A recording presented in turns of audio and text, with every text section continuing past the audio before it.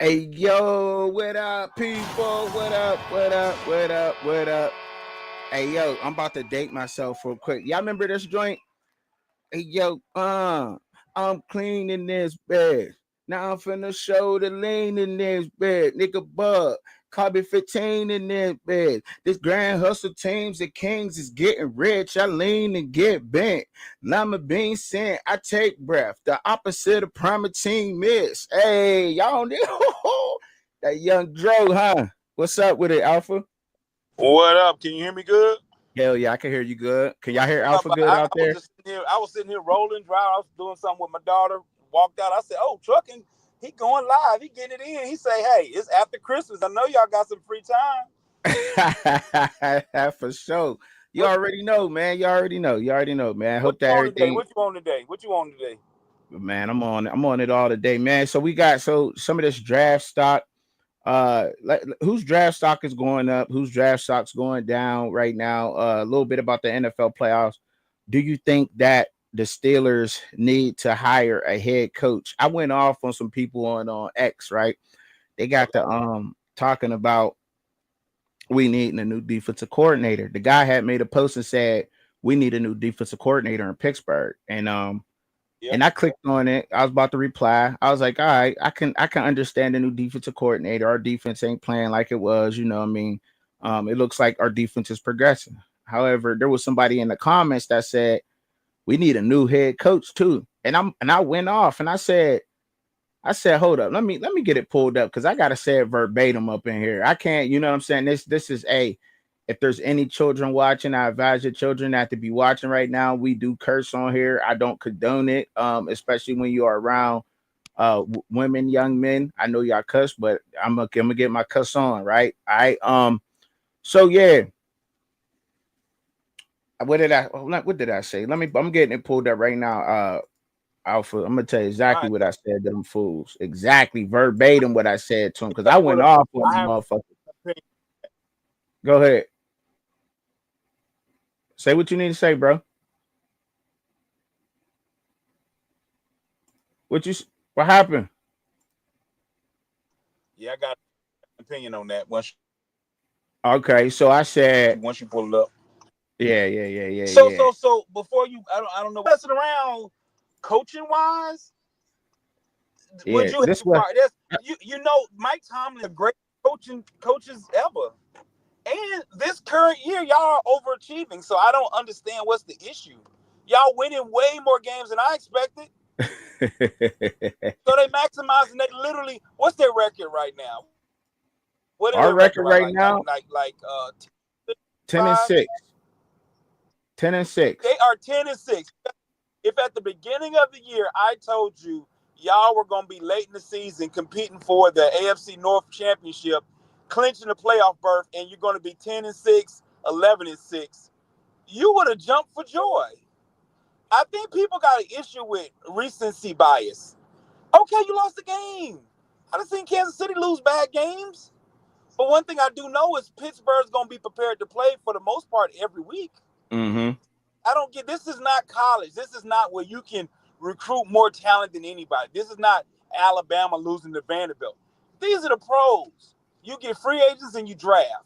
You can't Mm-hmm. recruit people like that. So every game it's gonna be tough to win. Even the starry teams be losing by one touchdown. Right. So I don't get it. I think Pittsburgh's doing well. I think Mike Tomlin right now. Name me a better coach. Okay, name me a coach with a better pedigree than Mike Tomlin in the NFL right now. Since Belichick's gone, outside of Belichick, I even think he got a better credentials than your boy from Baltimore. To be honest Mm-hmm. with you, so who's Mm-hmm. the better coach than Mike Tomlin? Hey, that's what I said. That's pretty much what I said. I said they said the dude said we needed a new head coach. I don't know his name, Portersburg or something like that. That's what he go by. But this is like a bunch of our Stiller fans that's on like X or whatever. And I was like, what the fuck is a new head coach going to do? I said, who replaces Tomlin, huh? Stop with the bullshit. Like, we Right, need to right. stop. We need fucking pass blockers. We let up 5 or 6 sacks today. The Browns beat us. with one guy on the defensive line. Myles Garrett beat us by himself. He But killed Myles us. Garrett has always been that dude, and Right. I feel like the offensive coordinator should figure out some way. He's that dude. Myles Garrett's that dude. He's that dude. He's that dude. Now, okay, my bad. Andy Reid. I'm thinking of another coach. Andy Reid might be somebody else that might be up there with Mike Tomlin. But if you don't figure out a way to block Myles Garrett's gonna get you all the time like that. Yeah. And I mean, that's just pretty much what I He's that said. And I dude. was just like, He's a first team All Pro for a reason. So I get it. I feel what you're saying. I think that person's comment, they probably just bored. I don't think Mike Tomlin is a sexy pick. I don't think he's somebody that is rushing for clicks and views. He's not exciting. He just wins games. That's exactly what he does. And sometimes people get tired of that. People get tired that you just win. That's what you do. They just don't. They want more. They either want crash and burn or fly and fly and burn. Whatever, up or down. They don't want nothing steady. Nothing steady.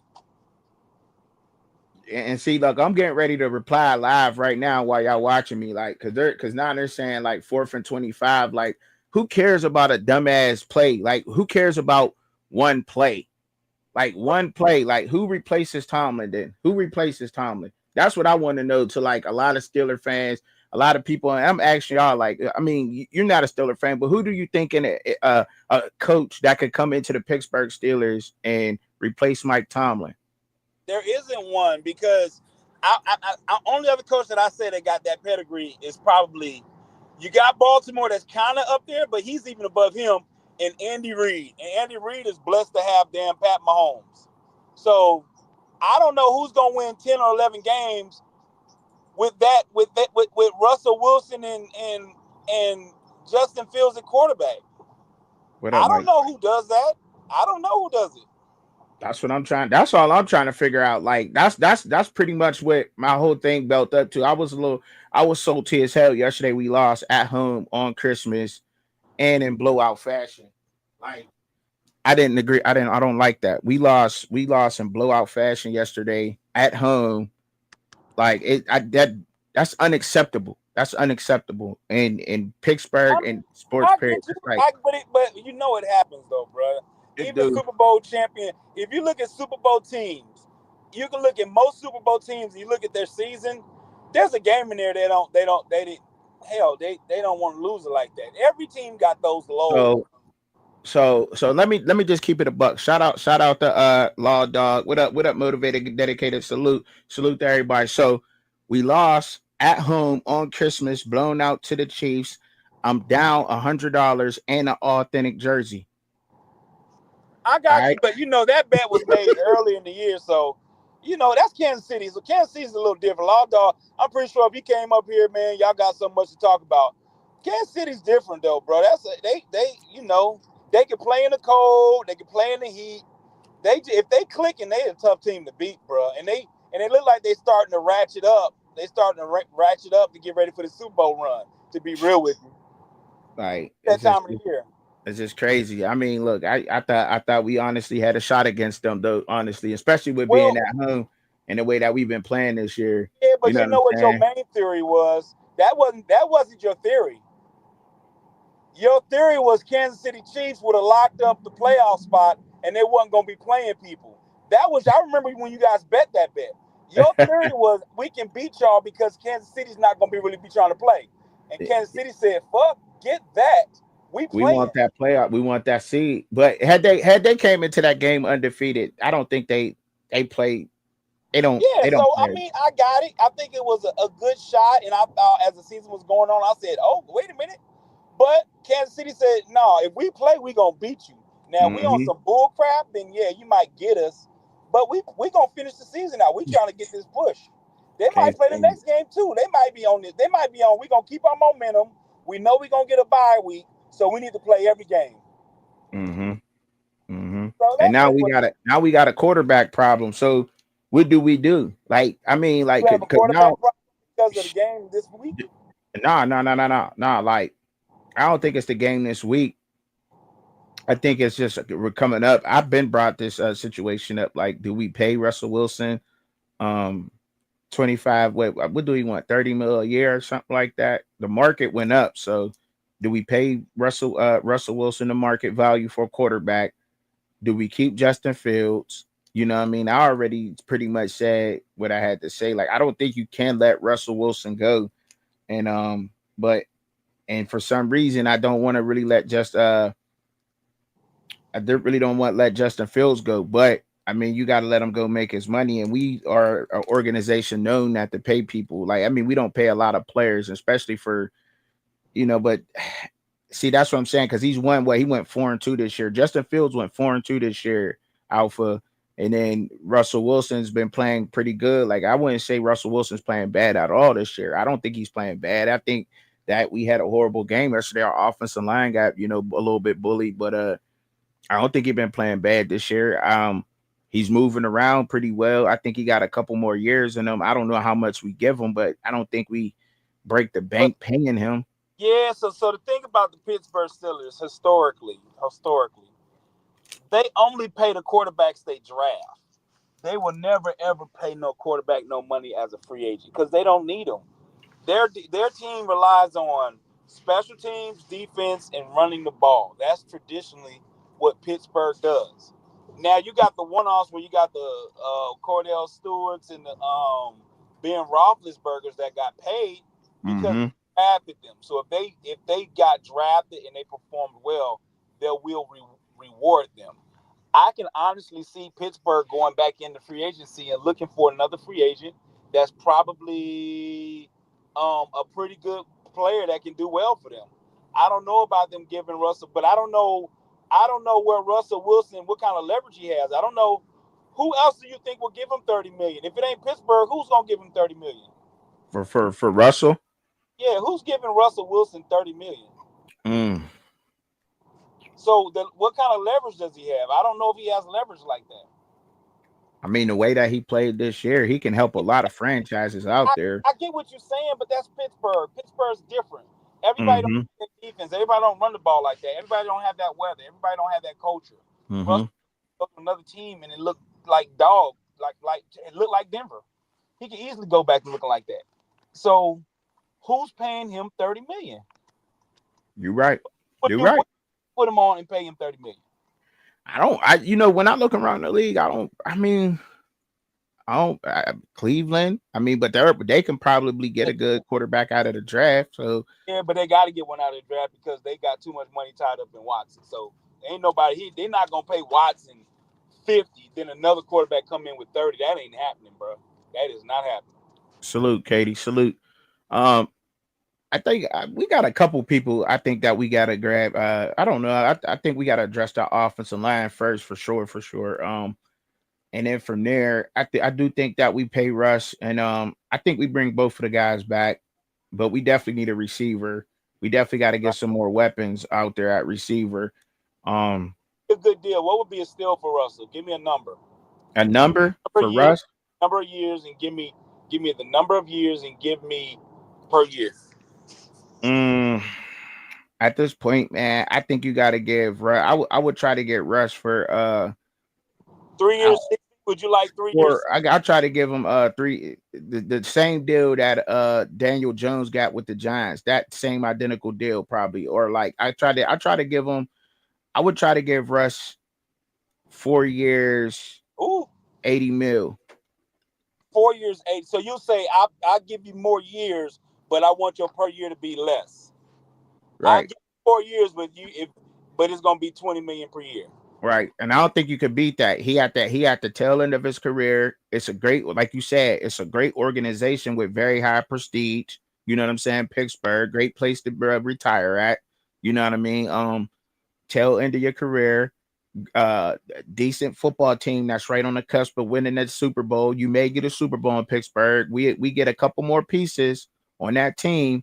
We are Super Bowl bound. Hell, we might even make a push for it this year. You never know. You know what I'm saying? Like, because when we get to clicking, we're a hard team to beat. Like, when that defense is clicking on all cylinders, Pittsburgh is a hard team to beat. We've seen that this year. And I'm trying to take off my fan hat, you know what I'm saying, my fan goggles today, and just look at this from a non-biased perspective. Like, Pittsburgh is a tough team to beat when they're clicking on all cylinders, when that offense is rolling and that defense is playing well. Like, I think that they can compete with anybody in the NFL. Honestly, I really do. You're right. You're right. It's just a matter of where you think Russell Wilson is. Do you think he got 4 years left in him, or do you think you just have to do See, that just to get him?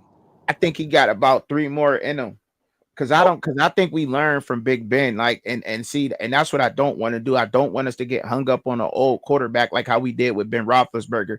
You remember how we had Ben Roethlisberger for all those years and we never had a replacement, but now we got the chance to have a replacement. But remember, Justin Fields' rookie deal ends next year. He has to get into a contract. So I don't know if we I don't even know if we can franchise tag him. No, don't do that. He'll be making more Not money. like he's a free agent. He's an unrestricted free agent. But I don't think you could let a young quarterback like Justin Fields go. Now I know Justin Fields got a lot of flaws, y'all, but I think he learned a lot with jumping into a new system like that. And that's not easy to do at quarterback. I know they make it look. If you get Russell Wilson's contract straight, is Justin Fields trade bait to get more draft picks? Right. That's the question. He has to have a value to him. So what's his value? Is he more valuable as a trade target, or is he more valuable as a backup? I think honestly, look, you about to kill me for this, right? You about to kill me for this, and I know I'm gonna get a lot of pushback from a lot of people for this one right here, though. But we may want to think about letting Pickens go, man. He's our star receiver, but we may want to let him do that, man. He seemed like he was a little disgruntled in Pittsburgh, like he don't like either one of them quarterbacks. Little bit frustration, and I know. Look, it's the heat and the passion of the game, and you know what I'm saying. But he's a great talent. I'm gonna always be a George Pickens fan, but you know what I'm saying. I'm gonna always be him, but he has a lot of value with him. George Pickens, he's the most. He has a lot of value, and I do think that receivers are replaceable. I do think that you can get hit. You know what I'm saying, with his skill set. It's good as hell, but I do think that his particular skill set is replaceable in the NFL. I don't think he has something that everybody else don't have. That's just me. That's just me though. But you know what I mean? He does have the value. I do like him. I don't want to let him go. But if it comes down to having somebody with trade value, I would think about him.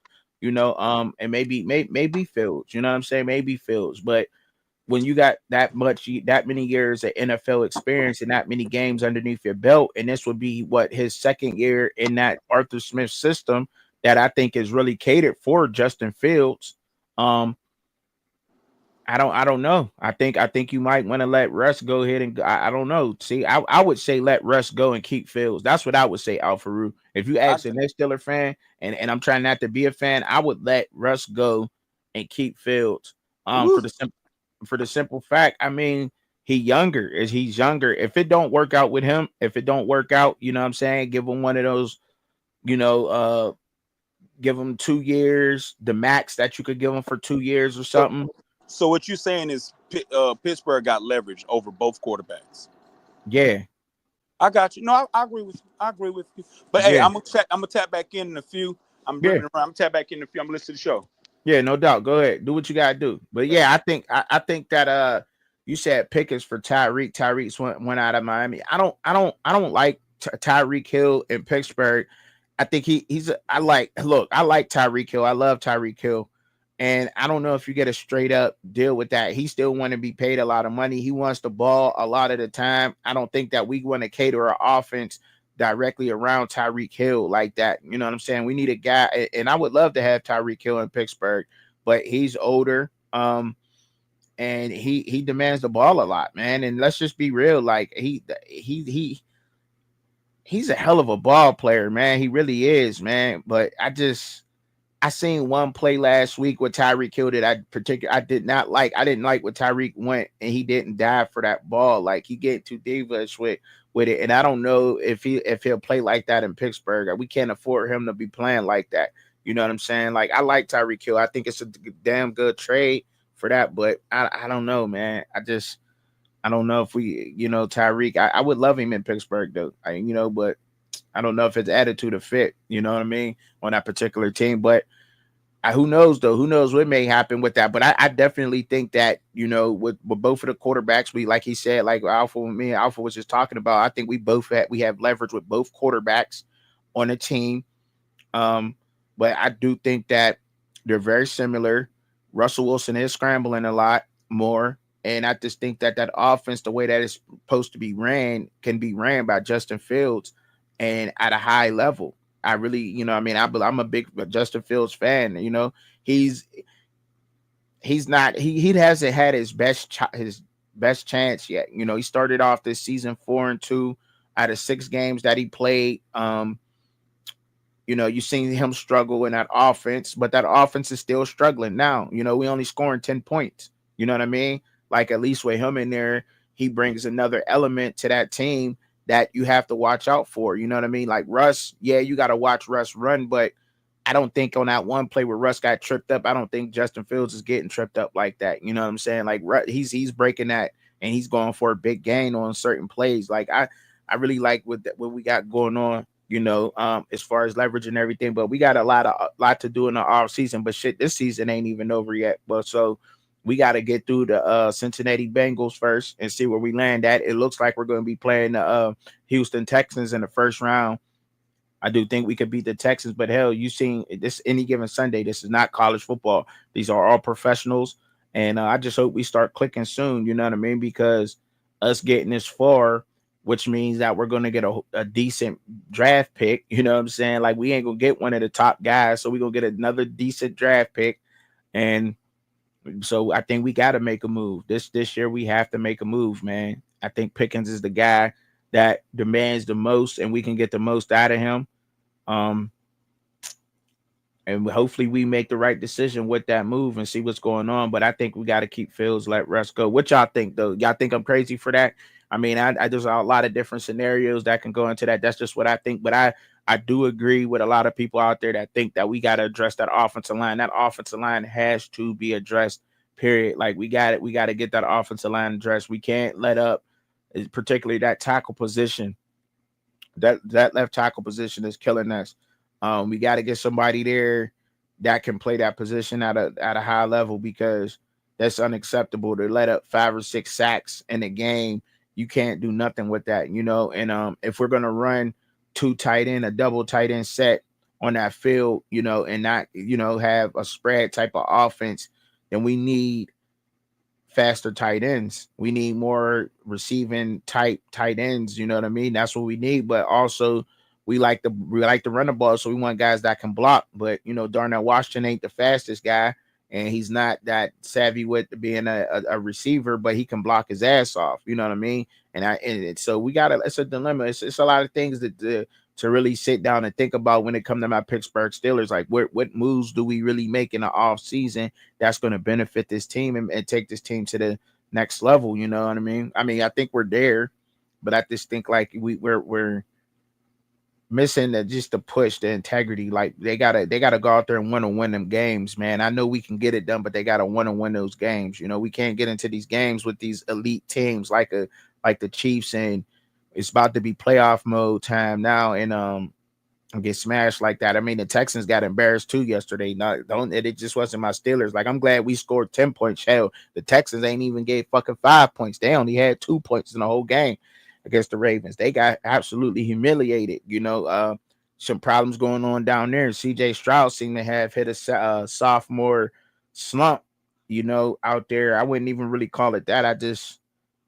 I don't know what he's going through down there right now. I think might be a little bit distracted. And, that's the first thing people pull up is the distractions that go off on the field. They say he was never the same ever since Amber Rose, but I think that's hilarious. I think that's crazy that people bring that up to say that, CJ Stroud's been a little bit distracted, ever since he got caught out with her. But, I just think that I don't think that them grabbing Stephon Diggs was a good move for that team. I honestly don't think so. That's just me though. I don't think so. But had Stephon Diggs been there yesterday, he's injured right now. They're gonna have to pay him up, and there's a lot going on with that Texans team that's unfortunate, because I think that he's a very talented quarterback. I think that's where we had a lockdown first. We got to figure out that quarterback position in Pittsburgh first with that offense before anything moves. But until we figure that out, get that offensive line together, build a grade A offensive line, and then you can pretty much get a average quarterback, and he will look good behind a great offensive line. So I think that's where we go first. Get that offensive line together, then we go from there. And I think Fields will come out there and prove the whole world wrong, and he will be one of the best quarterbacks in the NFL. That's what I think with my guy. Now you said trucking. I could see Fields getting. I could see Russ or Fields getting Pitt to the Super Bowl. Steelers need an elite quarterback. You can't see Russ or Fields getting Pitt to the Super Bowl. We need an elite quarterback. Who's elite out there? Like Katie, who's elite out there to you? Like, give me some like examples of an elite quarterback that's out there, because I do think that Russ already been in the Super Bowl. So I know it wasn't because of him. It was largely because of that defense, and our defense will, if we do wind up getting that far into the playoffs, our defense will be the reason why we made it, of course, without a doubt. But he does have that experience, that calm. You know what I mean? He knows he knows exactly what that situation calls for. Those big games like that in the playoff and everything. He's been there before. He had that experience.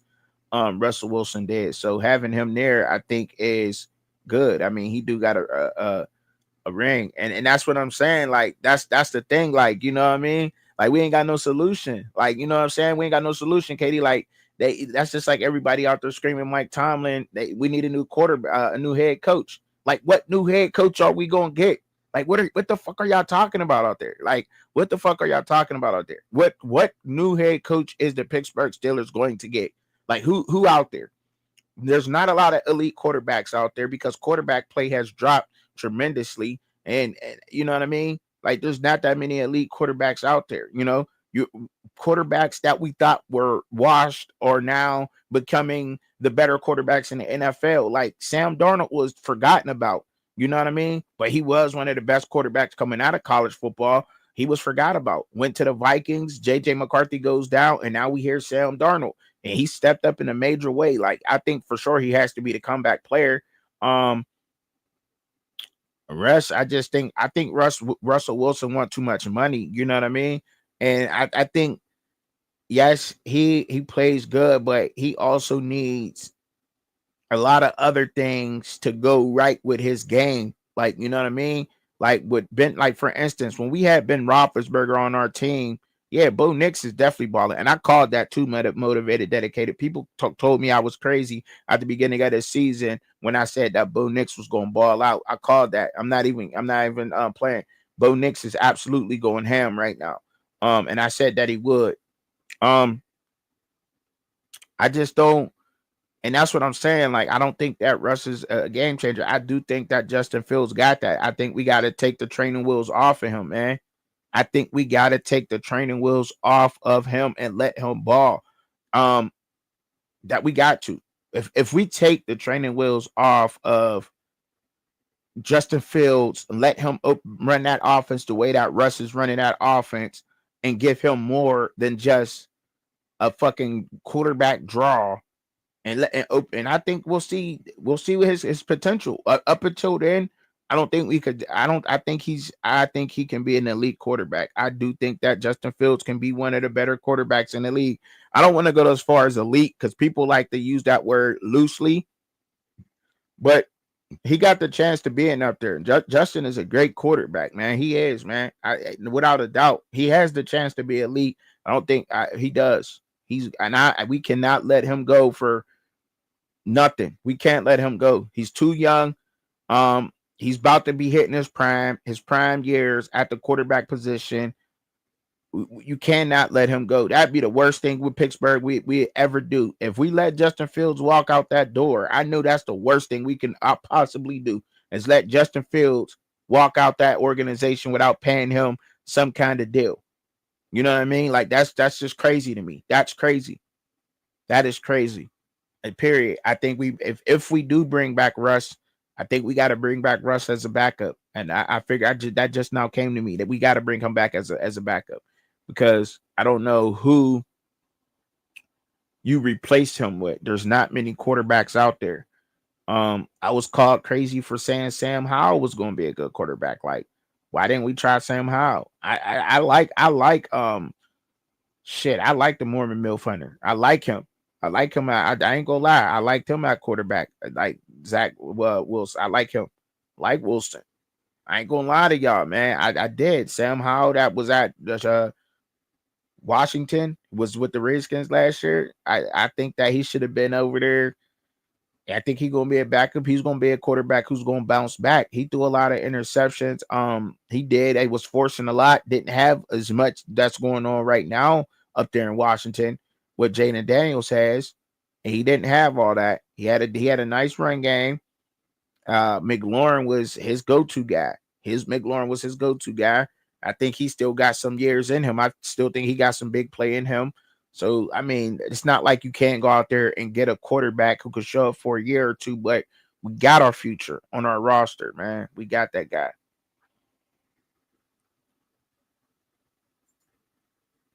You said, then you're right, Trucker. Open a playbook and see if Fields can develop. For some reason, everybody has held him back.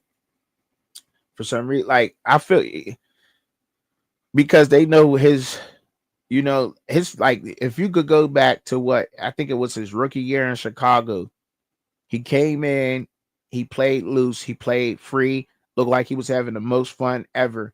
Justin Fields' name was all over the NFL, all over. This kid's going to be great. He's going to be unstoppable. He's going to be this. He's going to be that.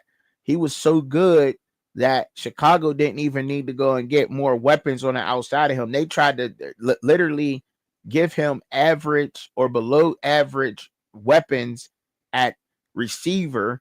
The only thing they gave him was a decent running back, a good running back, because I think he had Montgomery at the time.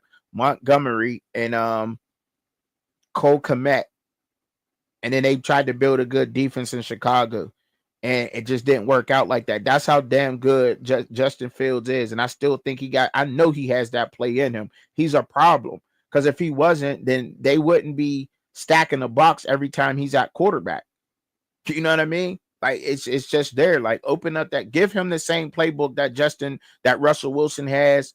Justin's making those plays. Now, it's easy to sit there and look on the TV screen and say, oh, this receiver's missing passes, or that receiver's missing the quarterback missing a wide open receiver.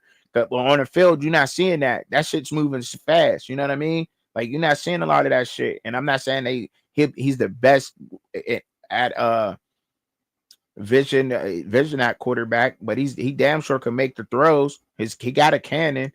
And he's got athletic ability, which I think that is a must to play quarterback nowadays in the NFL. I think it's a must. Now, can you have a quarterback? But you have to be able to move. You have to have athletic ability. You don't have to be the most athletic quarterback in the league at quarterback, but you got to have athletic. So you got to be an athlete. You cannot be a statue quarterback in the NFL nowadays. I don't think it's going to work. You got to be able to move. Got to be able to move around and do it fast, quick thinking process. And if you are a statue, your process got to be quick as shit. You got to be there. You got to know what you're doing and got to be right there. But being mobile is a must. Being a dual threat is a must nowadays. And we got that. I think he could be a problem in this Arthur Smith system. The way that I think that Arthur Smith want to run this system, I think Arthur Smith is frustrated because that offense isn't running the way that he wanted to run. You know what I mean? Like, it kind of looks boring. It don't even look like we really changed offensive coordinators. You know what I'm saying? Like, why the fuck is we running the ball in this play? Or why are we doing this? And you know what I mean? Like, it's supposed to be a RPO. Like, it should be RPOs, but he handing the ball off immediately. He's not using his legs as much. He's older. So, it's just like, I don't know. I'm a little frustrated, to be honest, y'all, because I'm a Steeler fan.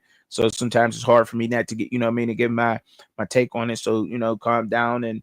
But I do think that we need to address a lot of things with that. But the draft stock, that's what I want to move on to, the draft stock. You said Jameis Winston as insurance. No, I think we keep Russ. I think we keep Russ as a backup. I just don't want to pay Russ $30 million a year.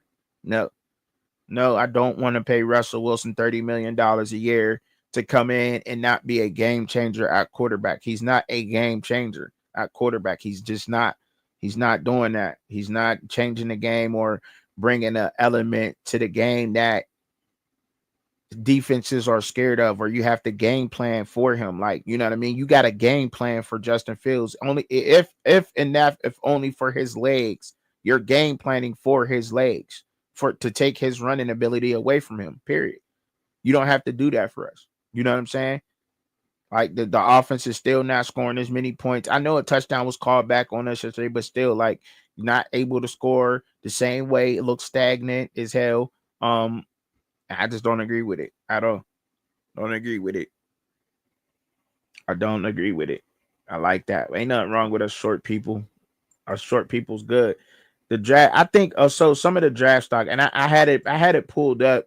I had some people pulled up, but for sure, some guys that I could try to think of off top right now. That stock is up. I think right now. I think it's Shador. Of course, Shador Sanders stock is up. I think Cam Ward stock is up right now. Also, I think the Giants got their hands full, but I think they pretty much want to go with Shador.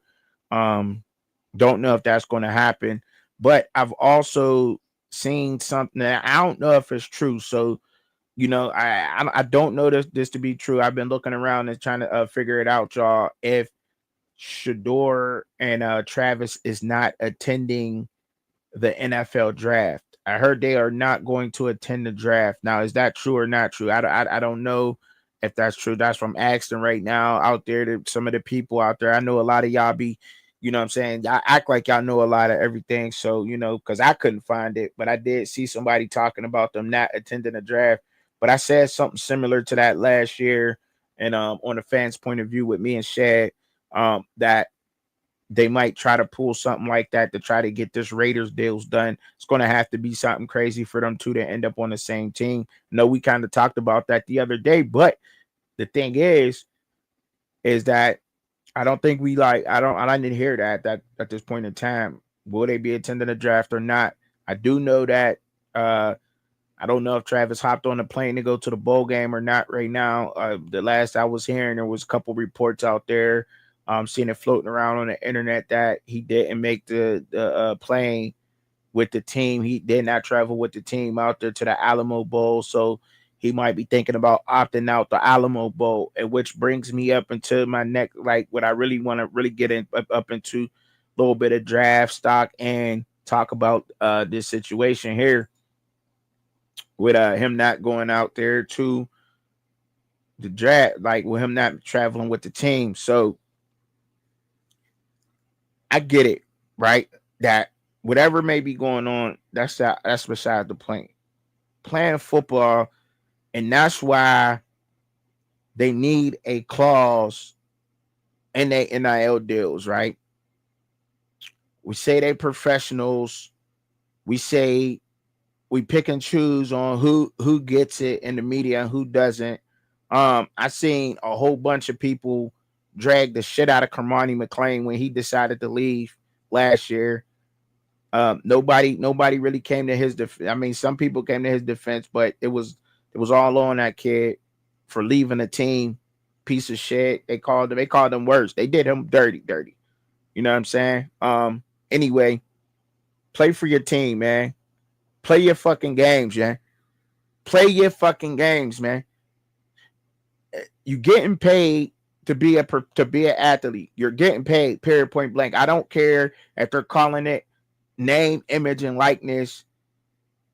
You're getting paid. You're being paid to play football. They want to, like, in certain situations, we want to call them kids and say, they're only kids, they're only this, they're only amateurs. But then on the other hand, they want to be adults, and then you want to step into that lane and be an adult. But then you want to put your business out. Just get it. But an adult that gets paid to go to work, if you don't go to work when you're grown, then you don't get paid. So if you don't show up to your bowl game, then why should you continue on getting paid? And that's the conversation I want to have. And look, I ain't gonna promise y'all I'm not gonna get passionate about this conversation. You said, what's up? You said, what's up, brother? What's up, Trucking? He here. All right.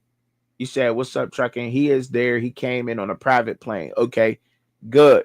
That's good. What's up? What's up, Cliff? What's going on? The Godfather in the building. Salute. But play your games. We've talked about that already. We've got into it, but now it seems like a lot of people out there agree. It seemed like a lot of people out there agree with what I'm saying. I've seen a couple of people, a couple different shows out there agree with it. Now, it was after our live. I'm not saying that they watched our live or watched our panel, but a lot of people out there agree with that. You should, if you're getting paid this NIL money, if you have an NIL deal, you should be playing in your bowl game without a doubt. There's no excuse to miss it because at this point, y'all are professional athletes. They are professionals. They're like, that's why you teeter. It's so weird the way that stuff is going on because that fine line. It's like you got that kid, right? You're older and it's like you're a kid. Everybody was rebellious at that age of 15, 16, right? To where you wanted to be grown, but you wasn't grown. You wasn't quite there, but you wanted to be. Couldn't wait to turn 18 so you could be legal to do certain shit, right? But you wasn't quite there yet. Didn't know what life was really about out there. Didn't really know that you was about to run into a whole world where people just didn't care about nothing. What you had to do, but you got to work for it, got to earn everything else. But you was so grown, but really wasn't paying your own weight, wasn't paying for your own shit. Now, some of us was, but not everybody was, right? A lot of people were pampered, spoiled. And that's what seems to be going on with these athletes. Because you right there at that age. So, are they kids? No, they not kids. First of all, they not kids. They done being a kid. They got to start their young men and young women. I will say that they not kids, right? But you want to act grown, but don't want to be treated grown in certain situations. Now, I want to act grown and be treated grown in this situation. But when this certain topic or something else come up, now I want to be a kid. Treat me like a kid. It's like, you know what I mean? You understand where I'm getting at now? Now I want to be a kid in this situation. And see that kind of stuff trickles down to the public, period. It goes on everywhere. You got a hard-headed ass little cousin or a kid who was at that age, like, oh, you want to be grown. Oh, you think you could talk back to me now? Okay, bet. All right. Okay. You be petty. You do some petty shit. Like, all right, here. I paid for that PlayStation. I paid for them Jordans. I paid for that TV. I paid for this. I paid for that. Okay, give me all that. All right, boom. Okay, you grown. Get your own shit. Oh, damn! I paid for that iPhone too, didn't I? I paid that iPhone bill. Okay, give me that. Okay, buy your own shit. And then what? Well, now they want to be a kid. They cry and shit, right? Because you petty, right? But that is exactly how the public, and we at the public at large, is treating the college athlete, football player. And I put emphasis on football because it's a gladiator-like sport. But we come up with so many excuses to help to the child narrative of a college football player, to treat them as if they're a kid, and they're not. The professionals, when they decide to start paying the NIL deals, and they probably make more than you.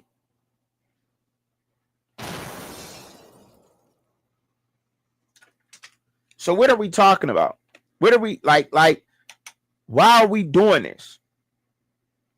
Why do we as people keep condoning this kind of behavior? And you got the same shit going on at home. That's what a lot of people been saying lately. Your life ain't perfect. You got shit going on, I bet. And while you sitting there pampering, while you sitting there putting your cape on for some player that you don't know or person you don't know or whatever it may be, college football player. You got a little cousin or somebody who's hard-headed as hell and think they grown and want to make their own decisions, right? See, everybody want to be grown out there until they get punched in the mouth. That's what it is. That's what it is. That's what it is. Period.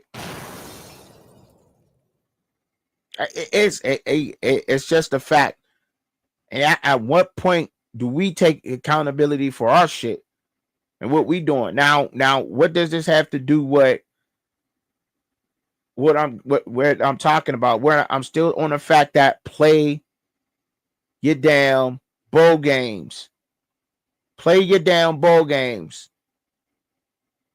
That bullshit narrative of they're meaningless bowl games.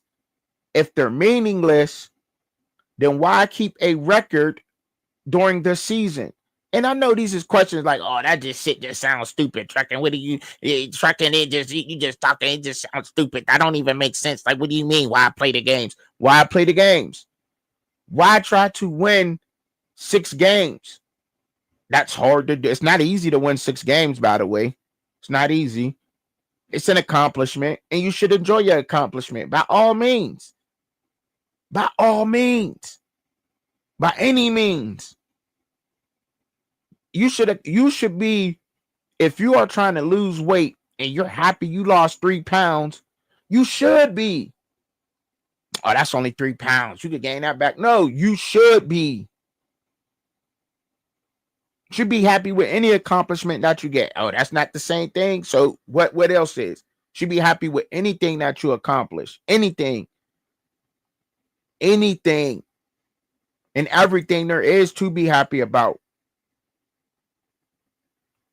So yes, if you're going to go out there and play a full 12 games to try to win 6 games to get to at least a bowl game, then you should be held accountable to play in it. Yes, and I think that will put a lot of this shit, this transfer portal. It won't be have to sit a year to play. Players, you ain't leaving. And if you're going to transfer, then you're going to wait till the spring cycle to do so. Right? They ain't going to transfer before the bowl game or during bowl season because you are obligated to play in that bowl.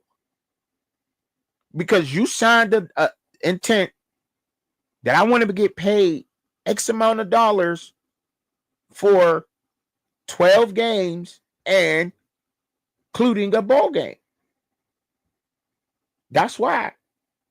Start following through for what you're supposed to be doing. That's what I'm talking about. And that's where I got this. That's where I start going off and talking about the hard-headed little cousin and everything else.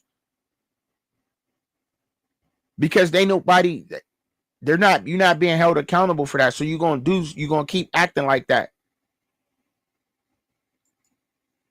These kids are a reflection of their parents. Parents could fix the kid if they had the will. They not kids. First of all, they not kids. They not kids. We got to stop calling them kids. I hear you though. I hear you, Katie. And it starts at home. We talked about that last week too. By the way, I think you had been gone at the point in time, but we got into a real conversation and yeah, it does start at home.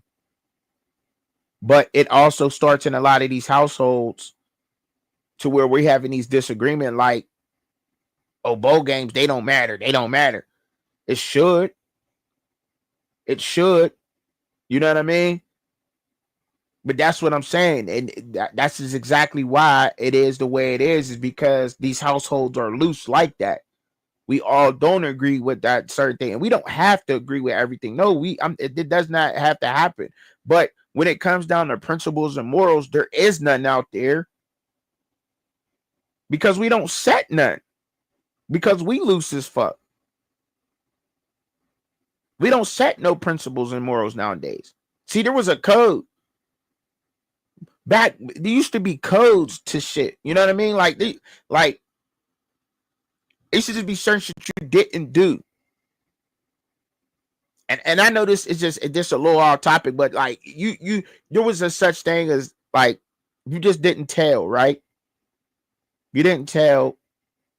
That was just the number one thing. That now that shit's glorified. I get it. Now there wasn't a such thing as you do certain shit. Now let me clarify that, because you did if shit was just wrong, right? The neighborhood knew what was up, and if they agreed that shit was wrong, then you was getting in trouble for it, right? That's just what it is. There's no code, there's no morals, there's no principles. This shit is loose. And it's going to continue on going that way because they're going to continue on putting these narratives in our heads, and we're being sheep following behind those narratives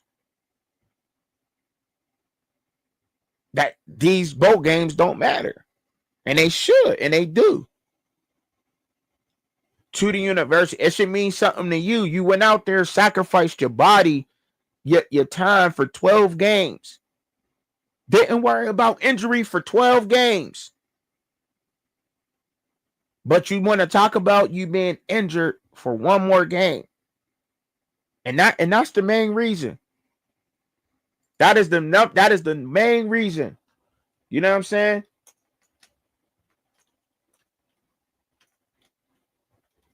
Sit out bowl games. You know what I'm saying? Like, that's crazy. Risk of injury. Yeah, you ain't got to take my word for it. We can get it pulled up here. What is the main reason why? The preliminary reason players sit out of bowl games is to prevent injuries while preparing for the NFL draft or to enter the transfer portal, as they prioritize their future professional careers over playing in a potentially meaningless game with a higher risk of injury. Is especially prevalent for these key players who might be considered high draft prospects. It's the number one reason. Scared to get hurt. First of all, you can't play this game scared to get hurt. You can't play football scared to get hurt. Shit. You can't play life scared to get hurt. You can't play your life scared to get hurt. Anything that you want to do in life, you cannot be afraid to fail. When you get hit on the chin, you got to get back up and go do it again.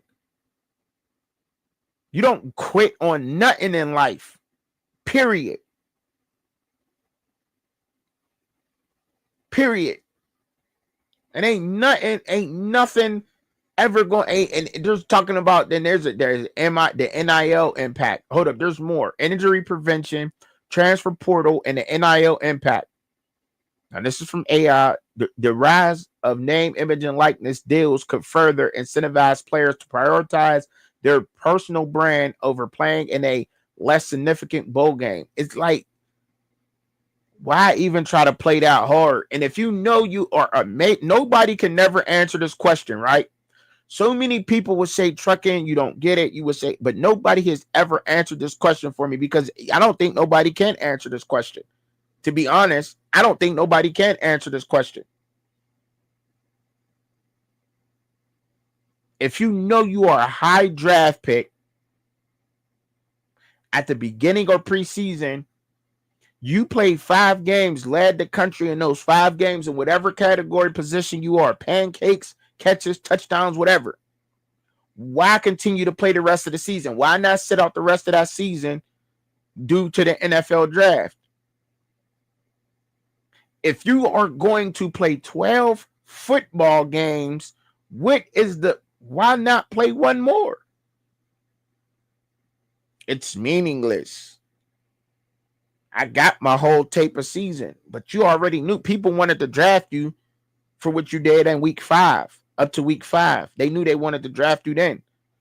They've been coming to your school. They've been contacting your coaches. They've been in your DMs. Have they not? Have they not? So why play the season? No one can answer that. No one can answer that. You said if I was funding a bowl game and players didn't play, I'd pay. I didn't pay. Right. Period. Period. A bowl game, the NIL deal, whatever. Like, and I'm telling you, it's going to start being done. It's going to start being done. It's going to start being done. Period. If you are getting paid, or you plan for these universities, because like I get it. Even if the bowl game means to the university, like you don't even think of how much you can actually possibly do with playing in that game. Like if you supposed to be that dude or whatever, like you gotta put insurances. I heard that Shedeur and Travis went and got some insurances to cover them like crazy. If they was to go down and have a, God forbid, a shoelace break, like my guy Coach Hayes like to say, they would be covered forever. At that point, they wouldn't need it. Right? They wouldn't need football. They'd be good. So why not go out and make sure that you got everything covered? Make sure you got your ducks in a row. There's ways to do this, right?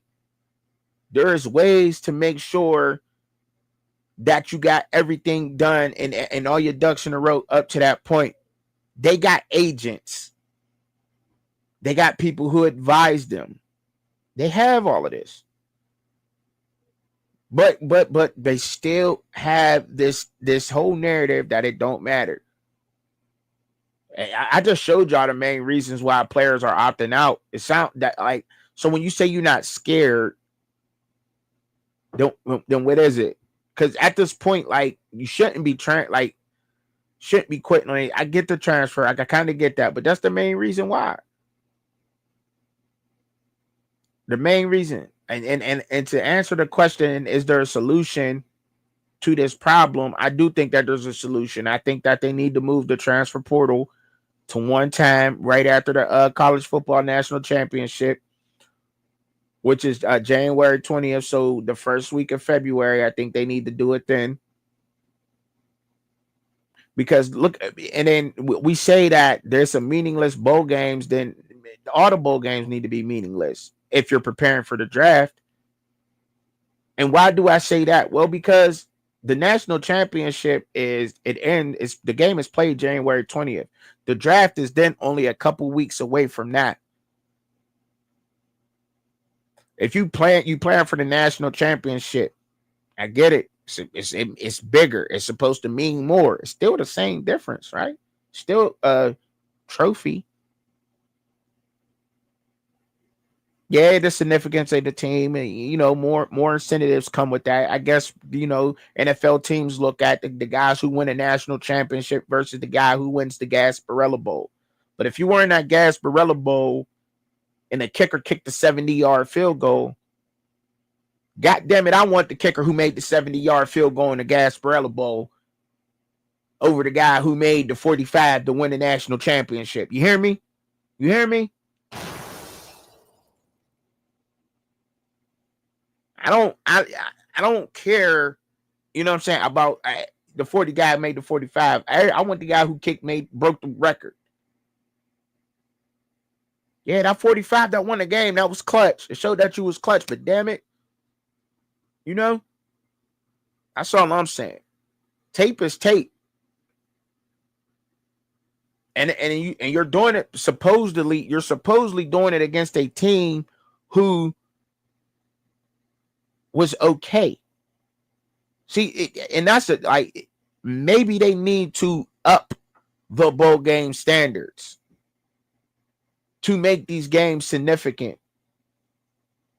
Maybe the criteria shouldn't be just 6 games. Maybe you need at least 7, right? maybe at least 7. You know what I mean? Because a 7-win team, but there's not a lot. Is there a lot? Is there a lot of 7-win teams? Is there enough 7-win teams? Because I think you need at least 6 to be bowl eligible. Does not mean that you would be a bowl pick. Is that correct, ladies and gentlemen? You need at least 6 games to be bowl eligible. That makes you eligible to be picked for a bowl. Right? Like, so, you know what I mean? So that doesn't necessarily mean that you automatically, or are you automatically in a bowl game with a 6 win?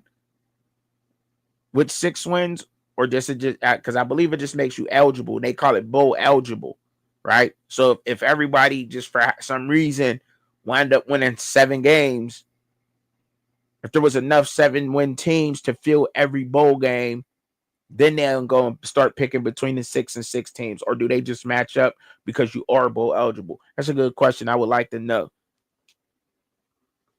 That I don't know, but I will shortly have the answer to that because I'll be doing my research. When I get curious like that, I like to look up things and look at things like that. But it definitely means a lot. It definitely means a lot, and it should, and we gotta make, and we should be making these things matter. And it does start at home. It starts at home largely. It largely starts at home, y'all. This largely starts at the crib. Yes, I think it does. With instilling everything means something. You don't quit anything you start. You knew it. You knew at week 9 that you had enough tape at week 9 for the NFL scouts. They've been at your practice all year. They know who do you want. You could sit then. You could sit the season in. That's all I'm saying, man. I just don't really understand that now. I don't get that. I don't get that. I don't understand that. And I probably never get it. I probably would never understand that aspect, that point. Never will. But until my question is answered, why is that? You know you're gonna get picked. You could sit at any point in time in the season. One more game ain't gonna hurt. And if you're going to sit out bowl season, sit out the national championship season, shit, give your more time to go to the NFL draft. Prepare for that. If that's what you want to do. You know you're a top 5 pick, but you're going to go play the best teams in the country in a 12-team tournament. The best. The biggest, fastest, meanest, strongest players. Instead of going to go get some tape versus the Sun Belt Championship, the Sun Belt team. Hell yeah. Let me go ahead and go moss these guys real quick. Let me get some more fancy film. It just is what it is. People want to start sitting out. Pretty soon they'll be sitting out in the draft. A lot of people won't show up to do their draft workouts. They'll be prima donna in that. I don't want to do that because Caleb Williams did it last year. You know what I mean? Because I think he just would have got exposed had he won anyway. Some things wouldn't have been perfect enough. He probably would have got exposed. So people hide because they don't go because it's not mandatory to go. I get it. And I get that part. You know what I mean? I think the draft is a little demeaning. I think it's a little demeaning in character. Must I add, the way that they sit there, they measure you. They measure every muscle you got. They scan your brain. They want to have you testing and it's, you know what I mean, treating you like you really a piece of meat that they about to sell, because that's really what it is. That's what football is all about. Football, you're a piece of meat. Your body's a piece of meat in the meat market. How much you want for this piece of meat? Start the bid at $5, $5. Can I get a 10? Can I get a $6, $6, $6 there, $6 there, get a $7, $7, $8. Can I, you know what I mean? That's all you is. You're a piece of meat. I get it. I get that part of it. It's a little demeaning, some of that shit that they do. But people want to sit out to finish off with your brothers that you was with the whole year to go prepare for that. Now let's talk. Because that's what they want to go sit out for. They want to go sit out that game to go get bedded on, to get you know what I mean? to practice for that moment. To where all them rich old white dudes that own them teams is sitting back smoking their cigars. He can have that, nigga. I ain't paying that much for him. He gonna want $25 million. I ain't trying to get him 25 million. He get him 5, I give him 5, you give him 10, I give him 10, 15, that 30, I got 35, 40. You know what I mean? That's what they back there doing. Why they measuring your hands and your shit, but they preparing for that. But they leave their brothers, they band of brothers that they've been playing the whole season with to prepare to go get done like that, though. You know what I'm saying? You get what I'm saying there? Like, come on, man. Come on, man. Come on, man. Come on, man. What are we talking about? What are they doing? That's what they want to do, though. That's what they want to do. They want to sit out for that particular moment to go practice for that moment. But if you got enough tape and you shot in that bowl game, if you win a national championship, I don't give a damn who it is. You win a national championship, you ain't got to do your pro day. You ain't got to go to no draft. Man, I just won a national championship. I'm chilling, dog. I'm chilling. I ain't doing none of this for your cameras or nothing. You know what I do on tape. You see, check it out. Period. Couldn't say nothing to Caleb Williams. You couldn't say nothing to Caleb Williams. What was you going to say? What was they going to say to Caleb Williams? I ain't drafting him at number 1. Shit. What they going to say to Shedeur Sanders? You think they're going to do that? No, they ain't going to do that. They ain't going to do that. You said, well, trucking, if it doesn't get fixed now, the horse will be way out of the barn and gone. Yeah, man. I think Katie, I think, like I said, move it down to one time. I think it starts with us, right? We think the jury, we're like a big jury. That's a court. Look at America as one big ass courtroom, and we are the jury, right? We decide which rules get passed, what rules to follow, what narratives to run with, what narratives not to run with, whatever. Like, we look at all the evidence, right? We sit there, we look at all the evidence. We decide together, all of us Americans. I don't care what you is, white, black, Aryan, get Crip, blood, it don't matter. You know what I'm saying? We all make everything. If we all was to get on the same page and say, fuck everything they talking about, fuck everything they doing, we don't need them to tell us this. We don't need them to tell us that. We could get away with it. We could. Who's going to stop us? Who? So, and I'm saying all that just to say, like, we have a lot to do with this meaningless bowl game narrative. We do. The people who watch, who buy the memorabilia of college football, the people who report on it, the content creators who talk about it, you know what I mean? We have everything to do with that. Everything to do with that narrative.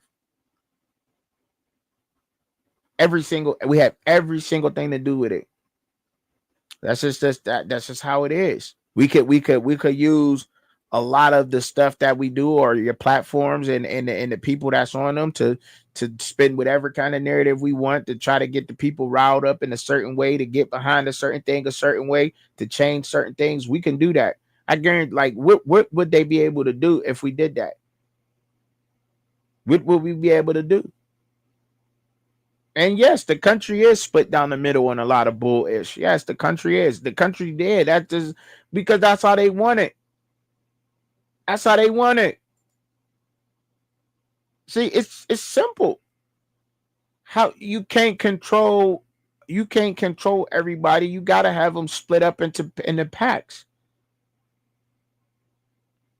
You can't, you know what I'm saying? You got to have them split up into packs, into pieces. Because you can't get to everybody at once, and you can't control everybody. So you gotta have some things that's dividing people up and throwing narratives out there and doing that. I think they used to call that with the divide and conquer technique or some shit like that. That's just how they do it. That's how you control big things. But that's how they control everything. They split you down on certain shit. You know what I mean? They try to tell you certain shit is okay when it's not. When it's just not. A lot of this shit out here is just not okay at all. But we like, and this is all coming up just because of just one thing, like the narratives that we are taught to talk about, the narratives that we talk about, that we put out there to the public, that those type of things, the stuff we put out there, the stuff we get behind. It don't take much for me to blow up. It's y'all that make me blow up. It's not me. Yeah, some of the things y'all like my personality. I make y'all laugh every once in a while. I might talk about some real shit once in a while, but it's y'all that blow me up. It's not me. Maybe my consistency of y'all seeing the face. Like I get on a lot of people's nerves because I say some crazy outlandish stuff that other people are not gonna say. I keep it real when other people don't. Right? Some people like me for that. A lot of people I get annoyed by that. But if I just keep coming around enough, it's like a bad song that just gets stuck in your head. You wind up start singing the shit. You know what I'm saying? Like it is what it is. But that's that y'all. We control that. We like the power of the people, man. If only y'all knew. And that's all I be trying to say. Like we got to stop that bullshit ass narrative, man. Stop with a lot of them, but that one for real, like because it matters. I don't care what it means to the like. It means a lot to the guy who sat behind the star the whole season, and he get that one chance to play, that one game to play, maybe. You know what I'm saying? And I get it. Like if you are supposed to be a top 10 draft pick, I don't think you should be playing in no bowl games, not even the national championship. Hell no. Because if your reason is to prepare for the draft, or if your reason is because of injury, then you shouldn't be doing any of that.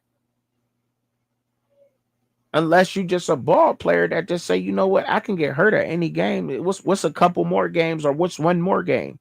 Could have been if that was God's will, I would have been hurt. See, that's the problem. That's all I'm saying. That's just what it is. Like I don't understand. I don't understand why people do that.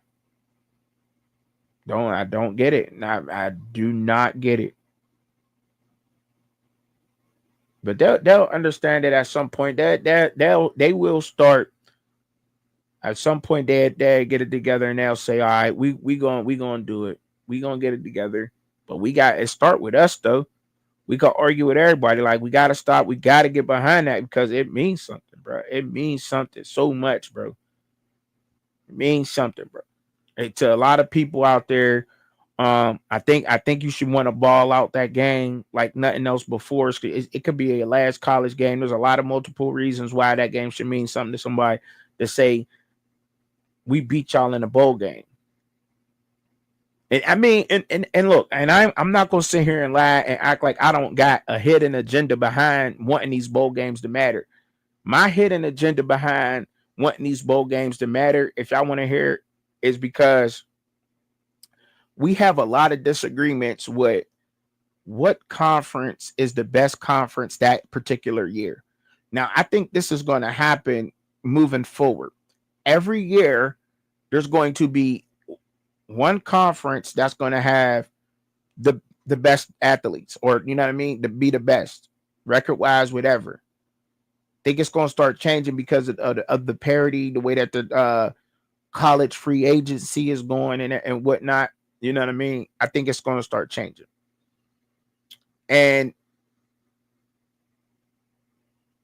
it's going to be, and it just ends that. Is the SEC on top this year? Because the SEC takes a lot of flack because one SEC team, listen to me, one SEC team, not the whole SEC lost to Toledo. One SEC team lost to Toledo, right? Another took a loss to another team, not the whole SEC, just one team. the Big Ten won. They lost a game against, I can't remember who it was, or they really didn't play nobody. Just one team didn't had a good, easy schedule. Not all of them. Not all of them, right? The Big 12 is made up of G5 programs, and they are. It's a fact. Does not mean that they're not a good football conference. Does not mean that at all. Does not mean that they can't compete with other good teams. But how do we figure that out? We got that last game at the end of the year, that last game. The end of the year, and whatever bowl game that is, will we get the Big 12 versus the SEC. We get the SEC versus the Big 10. We get the Big 10 versus whatever other team that is. Those teams who fought and crawled and climbed their way to get in 6 games.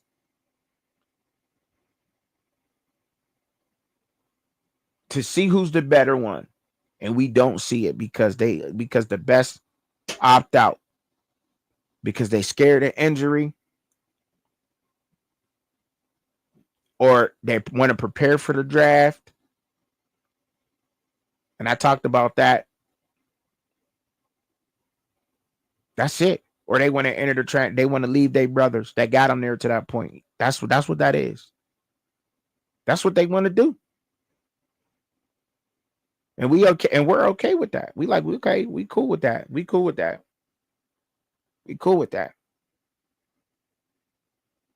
I'm cool with that. Like, I'm okay. I'm okay with that. But that's my. I was just explaining my hidden agenda behind it, because everybody got an agenda for something, right? Everybody has a reason why they want something to go a certain way, or certain things to happen, and that's why myself. That's why I want to see that, because I think that ends everything there. That ends everything right then and there. We get to see now. Now we get to see. I put some thought in it, right? I'm like, damn, we asked ourselves a couple of times in the season, when BYU was undefeated and they had going on a run. I wonder if Colorado could beat BYU. If I know it crossed some people's minds. I know that discussion had come up. I know it's not something that we wanted to see, because we definitely wanted to see Colorado, and a lot of people I wanted to see Colorado play an SEC team, but only because of a lot of the Colorado fans that's out there. Not the Colorado fan who's reasonable, the super Colorado fans wanted to see if they would stand up against a good SEC team. I wanted to see that. I did. I wanted to see it. I know they're a good football team, but I wanted to see them prove it. This the chance y'all got. This the chance you got to prove it. I guess we get to see them versus BYU. It's not the ideal match, but okay. Guess what you got to settle for. It's not, you know what I mean? I don't think it's the ideal matchup. It's what you got to settle for. Got to settle for that game. But the more we keep trying to spin narratives, it's not going to work. And whatever we get behind is what we get behind. But I don't think that that game was a big one, man. There's a lot going on.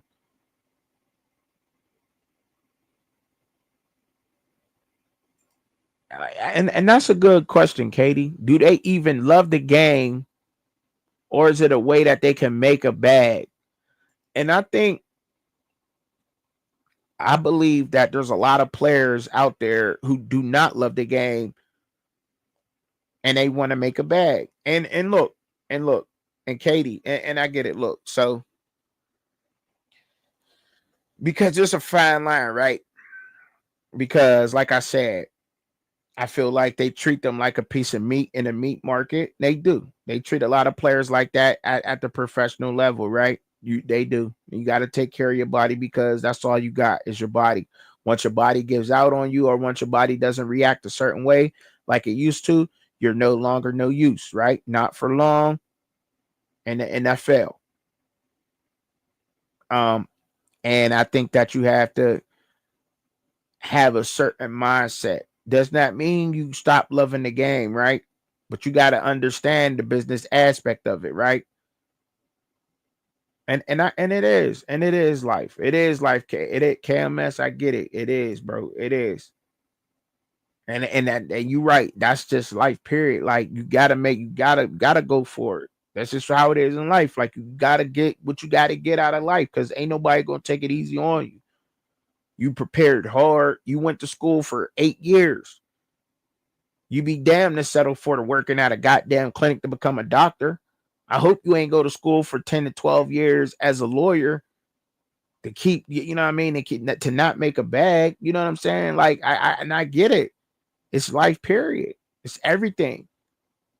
And they will treat you like that. So you do got to maximize the potential off of it, but you also got to show up and play. You also got to show up and do your thing. You can't be trash. You know what I'm saying? It seems like you get tested to be the best you have to be the best at everything else besides the sport, right? You can say you're the best because what you did, right? But you don't have to keep up that appearance. Like what do I mean by that? Like to be the best lawyer, you got to keep winning. You got to keep winning those cases to be the best lawyer. You can't just win 2 damn cases and then say you're the best lawyer and then lose 15 of them. You ain't the best no more. You know what I'm saying? You can't go be a doctor, do 5 good surgeries, but you botch 10 of them and say you the best heart doctor or whatever. No, you can't. No, you can't do that. In football, though, I guess you could do that. Basketball, you could do that. It's crazy. I think a lot of it, especially at the pro level, I would say guaranteed contracts has a lot to do with the way people play. I think so, but I do rock with that though, Katie. And there's a fine line with that question. It really is because that's what you'll hear from some people. But then like it is a game that you love. We love to watch it. We love to talk about it. I love to play football. Nothing else. And there's a lot of people out there that love to play the game. And I think that those are the best people.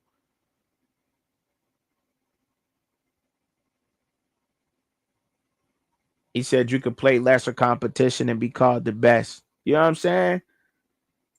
I mean, look, and that's pretty much what I'm saying. Like, it's like, you know what I mean? There's ways around it. See, and I don't. You said I know there's kids that are at school that have majors they hate, but don't make it, but it'll make them some money. And I don't agree with that. Like, I get it. You want the bag. The bag is not like it's only gonna take you so far, man. Money ain't everything. You know what I'm saying? But look, you be lying if you said money can't buy happiness, right? Because like money can buy happiness in one particular situation. If you getting bailed out of jail, but let me stop. If you getting bailed out, motherfucker, shit, you happy, motherfucker. It's like, nah, but look, like it just, you know what I mean?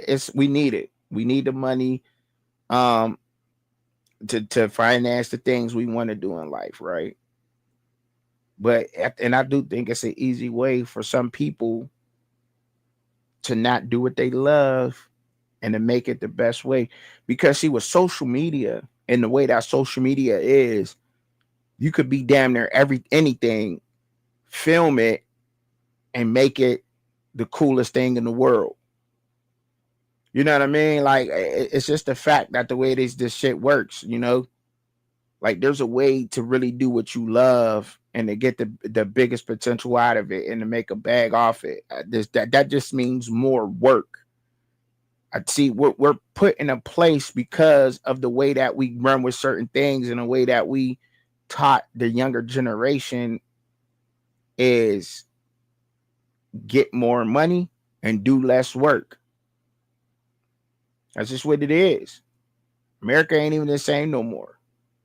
That's just what it is. It was the best because my aunt used to make bird houses out of, because the lady down the street used to make hand-sewn purses because she tailored everybody's suit on the block.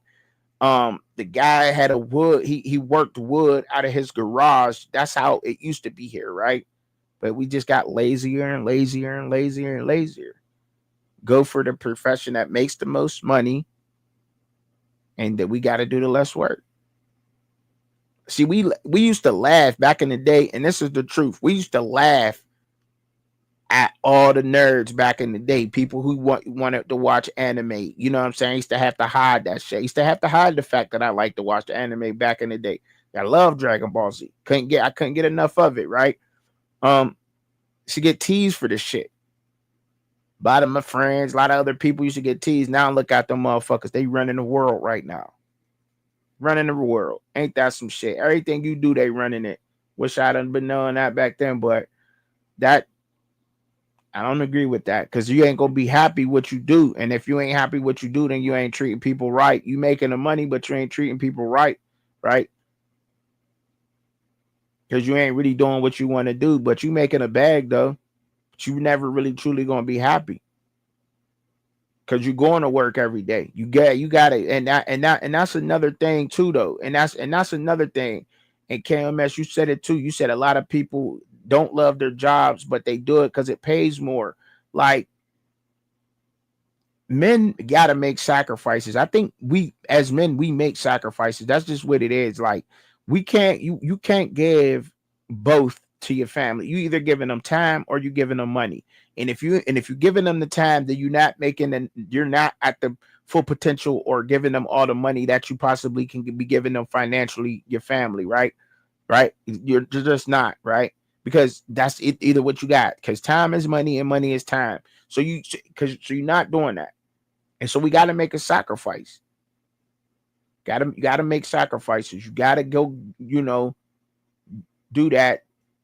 But then we always turn around. We make these decisions every day in life, but then we excuse $1 million athlete and not playing in a bowl game. Make that make sense. Please, somebody make that make sense. We are having a real conversation now, y'all. We make these sacrifices and decisions every single day of our lives, but then we excuse millionaires or $1 million football player to not show up to work.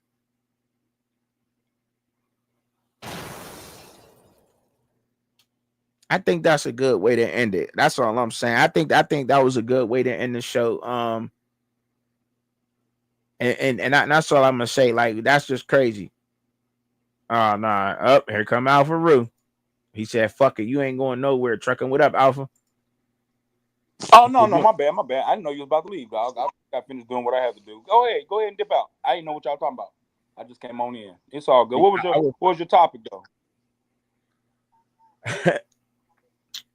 Athletes. These bowl games not meaning nothing in athletes, right? And just athletes, and how we make sacrifices every day. We go to work when we don't want to go to work. People go to college, study majors that they really don't want to study because it makes them more money, so they're not happy doing it. But then we excuse people. We excuse $1 million football players not to show up to work, which is a bowl game. That's what I was talking about. That's how I was going to end it. That's how I was going to walk off. But okay. My bad. Can you hear me no, now? I ain't my bad. Go ahead and put yours in there, because I know you feel different on this, and I definitely would like to get some pushback on that. No, it's cool. So you're upset. Well, not upset. You feel that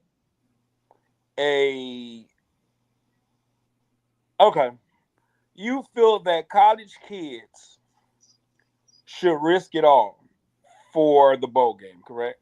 I feel like if you feel that way about a bowl game, then you should feel the same way about the college football playoff. If you want to drop out because of injury, or you want to drop out to prepare for the draft and not be injured while you're doing that, then I don't think you should be doing either one. shouldn't be in the college football playoff, and you shouldn't be playing in a bowl game. Well, I don't. I'm not. Well, I'm not mad. Well, now there are some kids that's not playing in the playoffs. There's some kids that's not playing in playoffs. That's wild, but I get it. Just like you said, keep the same energy. I totally. Mhm. But the thing is this: at the end of the day, I don't know what the expect. I really don't know what to tell you regarding if you have a one more game. Now, me, I want to play in it. Me, I would play in it. Me, I'm proud to play in it. But I've never been a first or second round or even a third round projected player. I can't talk on that framework because I never was that, right? So Mhm. I don't know what I would do. Like for instance, how much is the insurance policy that they got on no, okay, Cam Newton. So Cam Newton, his insurance policy when he was coming out for his last game, which was a national championship game, so it's a little different. His insurance policy was 4 million. So he was willing to risk 4 million, but when he signed in the first round, he signed for 24 million. So he almost was. Would you risk 24 million for 4 million? I'm just saying in just a general in a general setting. I'm not talking about whether they should play or not. Would you be willing to risk 24 million for 4 million? At that point, you No, that game. I'm not talking about football. We'll get to the football part. I'm talking about in any situation, meaning No, no, yeah. no, you wouldn't. Yeah, no, you wouldn't. But I understand the concept of playing another. I think it's hard, man. I get your frustrations, but I get both sides, and I think corporations, people do it in normal everyday work. I mean, people do it all the time in a lot of different fields. That I I get it. I get it. And I think the Willis McGahee situation really threw people for a loop, and he was lucky to get drafted late in the first round. That situation don't happen all the time. So I get it, my brother. I think I get that too. I definitely understand that aspect of it. I do. I do get that. You know what I mean? You're a piece of meat in the meat market. yeah, Your body is everything. you're Your not body. thing is you're not see if they were employees, how like okay, Super Bowl, let's say you okay, let's do it like this. If you're in the NFL and you know you're going to be a free agent next year and you about to make $150 million, no matter what your record is, you still play the last game of the season, right? Right. And you know why that is? Because they're employees. If they weren't employees, I promise you there's a couple of football players that's like, man, I'm not playing in this damn game, dog, because if I get hurt, I'm going to risk the big payday day that I know that I got coming in free agency.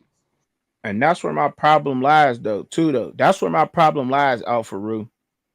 But they're not getting paid. Is the fact that, but they are though. No. They're getting paid for their name, image, and likeness. The school that's requiring And, them to play is not. mhm. They're not paying them. I mean, air quotes. They're not paying them. Air quotes, like they're No, it's not not. paying them. No. Let's keep it. It's not. They're not employee at the end. They're not employees. I'm still Travis Hunter, whether I play in this bowl game or I don't. But okay, so So you can't. name, image, and likeness goes a long way, right? So if your profession is, just for instance, a woman is getting paid to paint nails. She's popular from painting nails. Her name, image, and likeness came from painting nails.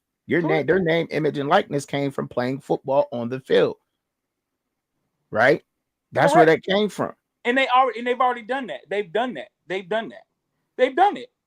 I'm so, like that's what I'm saying. I'm using Travis Hunter, and I got your analogy. Like, but it's not like he stopped. It's not like if you missed the bowl game, you're saying I'm never going to play football again.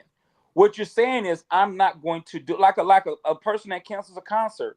Yeah, the people in Detroit may be pissed that you canceled your concert at the last minute, But you still are an artist and you're still a performer. I'm still gonna play concerts and sold So out. I'm just not playing the Detroit in business, this how business work, right? This how business work. Now, I ain't no millionaire. I ain't make millions, but I know this enough because I'm very street savvy. So I definitely know this is just how business work out there. All right, dog. Well, I'm about to do a deal with you, Alpha Root. I'm gonna sell you on the books. On the books, I'm gonna sell you 1 million of these geek bars on the books. We're gonna keep that on the books. This is for the books. That's for write-off. But here, that's under the table. They doing that everywhere, dog. And I ain't hating. I ain't hating. So they are getting paid by these collectives. But These collectives is playing these players, dog. But you know what I'm saying? Here's what is on paper. Here's what that is, and here's this Lamborghini. They make them for you. That's the only way you're gonna force them to do it. If they paycheck comes every single week and the games they don't play, they don't get paid. That's the only way. That's really the only. At the end of the day, supposedly the college football is supposed to be for student athletes. It's supposed to be for student athletes, and they always put the word student in front to counter that they're not employees, which is bull crap. But let's just say let's play your game. Well, since that's your game, if I don't play this game, okay, right. Now I don't like it. I like playing football, but I understand. That's what I said. It's easy for us to argue about this if we've never been in that situation. Like right, I promise you, your whole view would probably change if you had an agent and he said, "Listen, your season's done. I know right now you are a top 5 pick. You're going to be making $45 million over 4 years. The only you don't even have to run in the combine. You don't have a damn thing. The only thing that would drop you is an injury. That's hell. They knew that. They knew that in week 9. No, yeah, I understand that, but in week 9, you might be still playing for the playoffs. And I get what you're saying. That's the same situation for the playoffs, or even the Big 10 championship. I got it. I don't know. I guess they just don't have any value on some of these bowl games. They just don't have any value on it.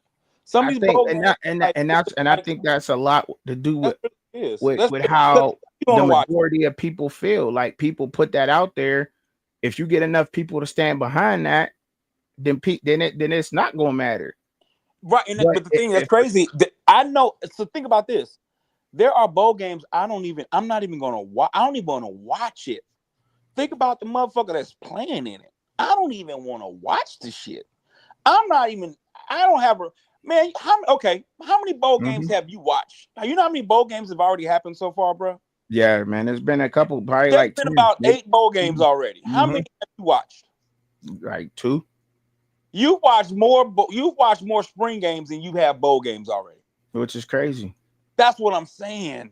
And I listen. I think this is an argument we can go in circles, and both sides can be right and both sides can be wrong. I just think, it's just one of them things right now. I don't want to say it's a loophole because it's not like kids are, because it all derives my whole hidden agenda behind this conversation, because everybody has an agenda right behind whatever they're standing on, right? You always got an agenda. What is your agenda? Why do you have that stance on that?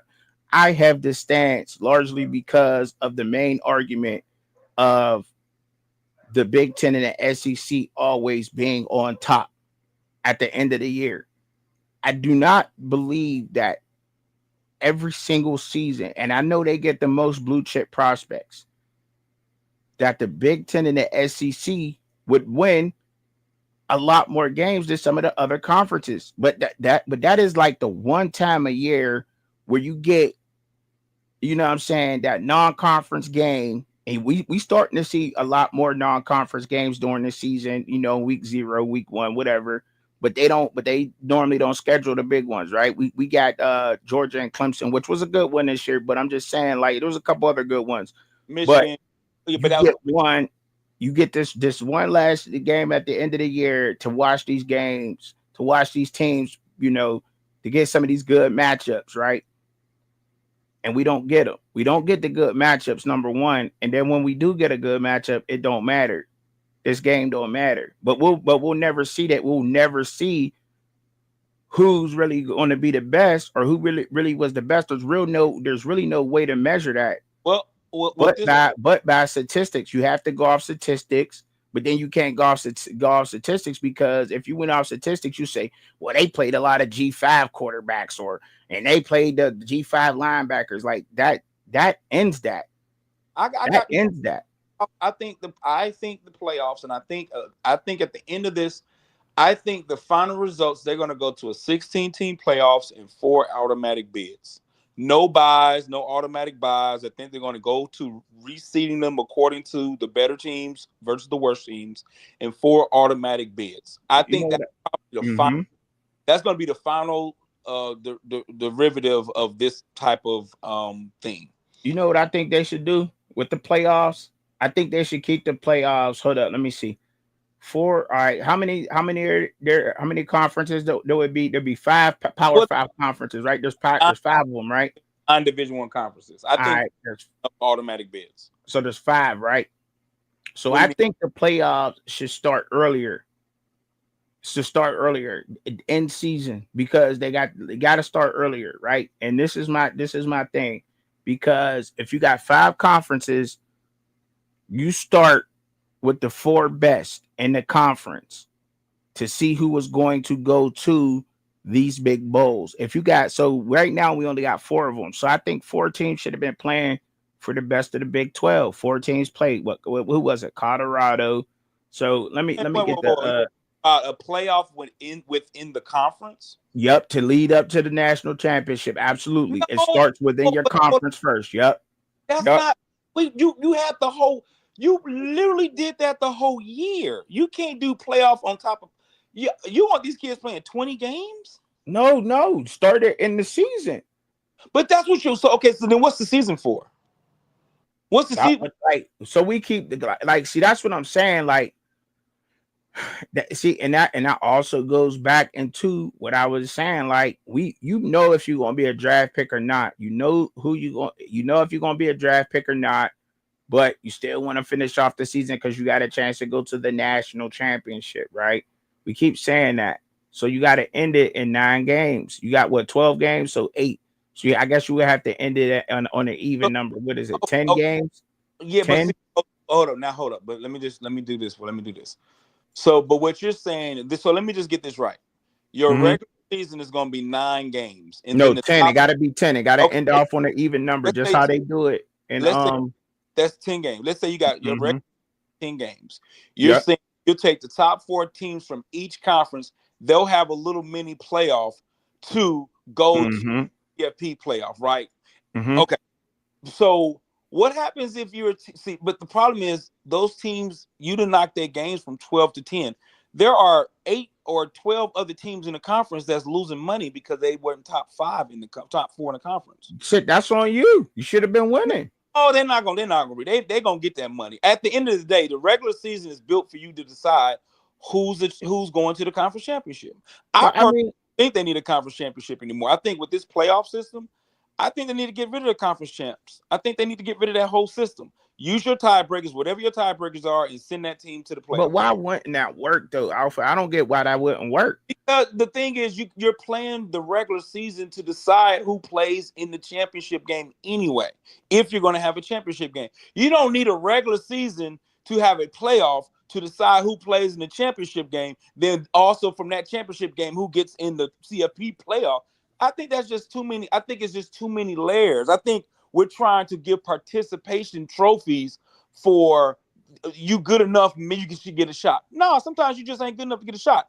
If your ass wasn't according to the tiebreakers, if you wanted to be in the championship, then your ass shouldn't have lost to this team or you shouldn't have lost to that team. It's really that simple.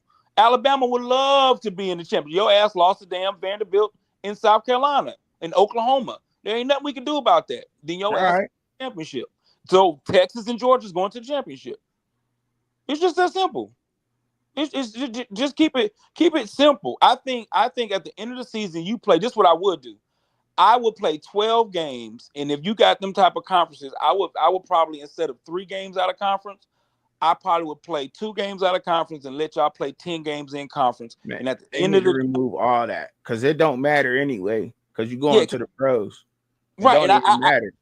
yeah, I'd rather see you play your conference games. I'd rather see you play more conference games than some whack ass out. I'd rather see you play Alabama.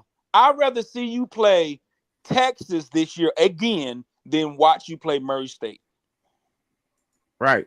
It means more to the selection of who's the best team in the SEC.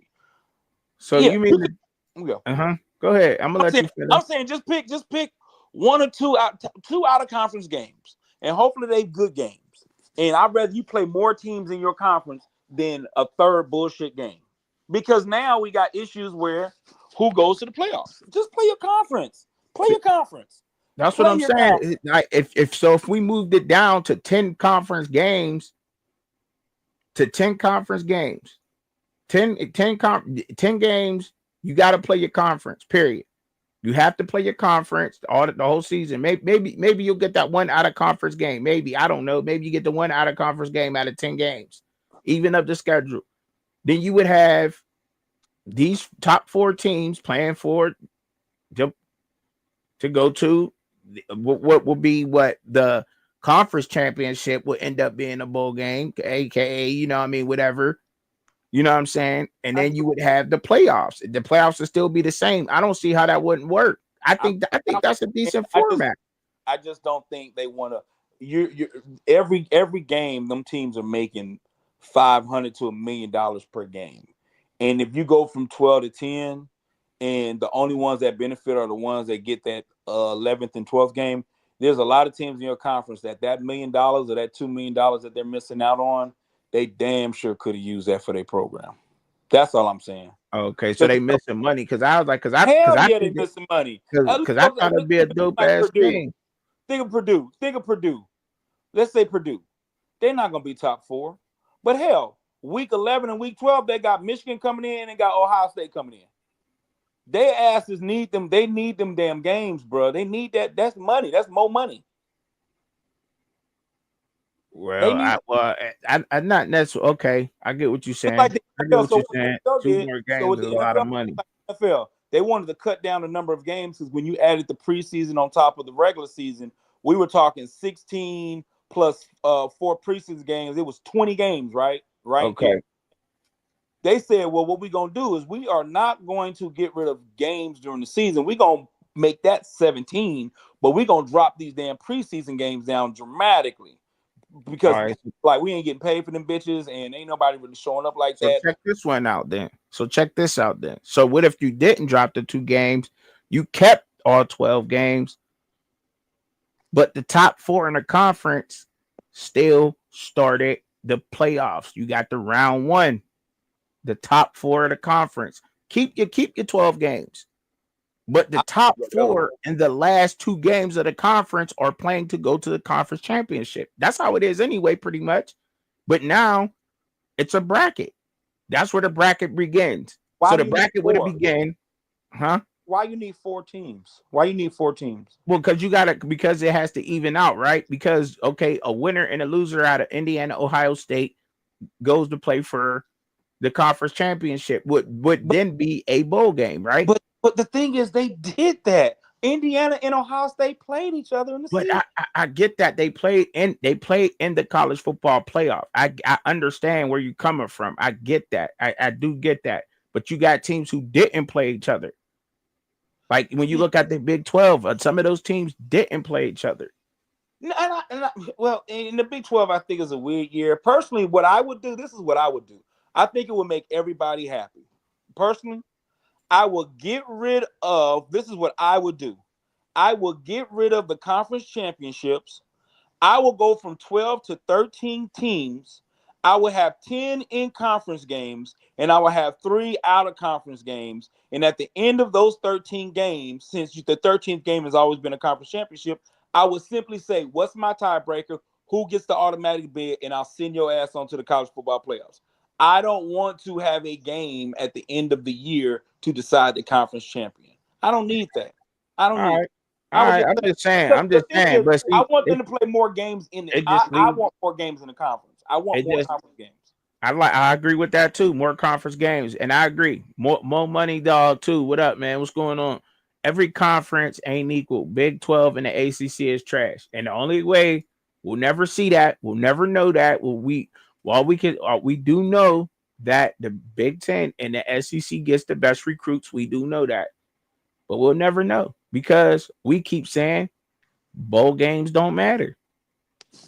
Right. That's why we would never know that. That's why we would never know that because we will never see the best of the best play the best of the best. Because I think that a team like South Carolina getting hot at the end of the season the way they Yeah, did, you're right. They will be dangerous in some type of thingamajiggy. I you got know what you. I'm I saying? got you. They will Like be they would have dangerous. been fired. Yeah, no, they will be Even if they scary. showed up for even if the bowl game mattered, air quotes. You know what I'm saying? South Carolina playing who they playing should mean something. That's a good football team. Beating South Carolina, if you get the chance to beat them, it should mean something. But if they lose, it don't mean nothing. Because we started that narrative though. Yeah, but we'll see. I think they'll figure it out. That's all I'm saying. That's how we would know. That's exactly how we would know. That's the one way we would know. Back in the day, when you was in college and you played college ball, it meant something to play in that bowl game that you worked your ass off for the whole season. One more game. You got one more game to play, and you worried about injury now? I definitely do think that. I think the college football is closer to getting it right than they've ever been because they're letting them play for it. I just think if they fix the system just slightly, just make a slight tweaks, it'll make it where it makes a lot of sense. It's as simple as that. I think they're close, and I think this year's national champ might be the most truest national champ that we've ever seen. The top four, you said the top four out of the ACC right now. So if you took the top four out of the ACC, SMU, Clemson, SMU, and Miami and Syracuse versus who did he say? Who did he say in the comments? I don't know. I got what you're saying. I'm more about you play the regular season. It means something. Each game means something. Alabama. If good enough, then we'll see you in the CFP playoffs. Those would be some good ass games. Don't mess around, lose no games early. Those would be some good ass games, man. Those would be some damn good games. Alabama, Ole Miss, South Carolina, Missouri matched up against. But then we also looking at. I mean, you say that, and I know what you're focusing on. You're focusing on that. But then we're talking about Wyoming versus Boy. I mean, it's every conference in America is gonna be. It don't work like that. I got what you're saying, but you got to play every freaking conference, every conference, and I don't want to see certain teams play each other 4 times in the season. If you do it like that, you're gonna have somebody play each other 3 or 4 times in one season. Texas might mess around and play. They might, just like this year, they might mess around and play Georgia for a 3rd time. I don't want to see that. Well, I played you already. I beat you. So what? You should have won. I wanted to see Colorado play South Carolina or Ole Miss. Well, yeah, now they got to get to the college playoffs. Yeah, I feel you. I feel you on that. They got to get to the playoffs. But they were so far away from it. It's so many teams before Colorado. They was in the 20s. I mean, it's a long ways away. That's a long ways away. I get when you talk about South Carolina. I get when you talk about this and that. I'm not going to sit up here and make no rules for no team ranked in the 20s. No, that's not what this is about. But the bowl game. I'm talking about the bowl game now. That's what I'm back on. I got you. I'm not. Because you already whooped me on that. You already whooped me on that, Alpha. They have to change the bowl system where the NIT, not in the tournament. The teams that are not in the tournament, let's go ahead and get a real good bowl system situation where Colorado, BYU represents the Big 12, and they're playing another a little round, just like you said, another round. These teams just not in the tournament. They're not in the big boy tournament.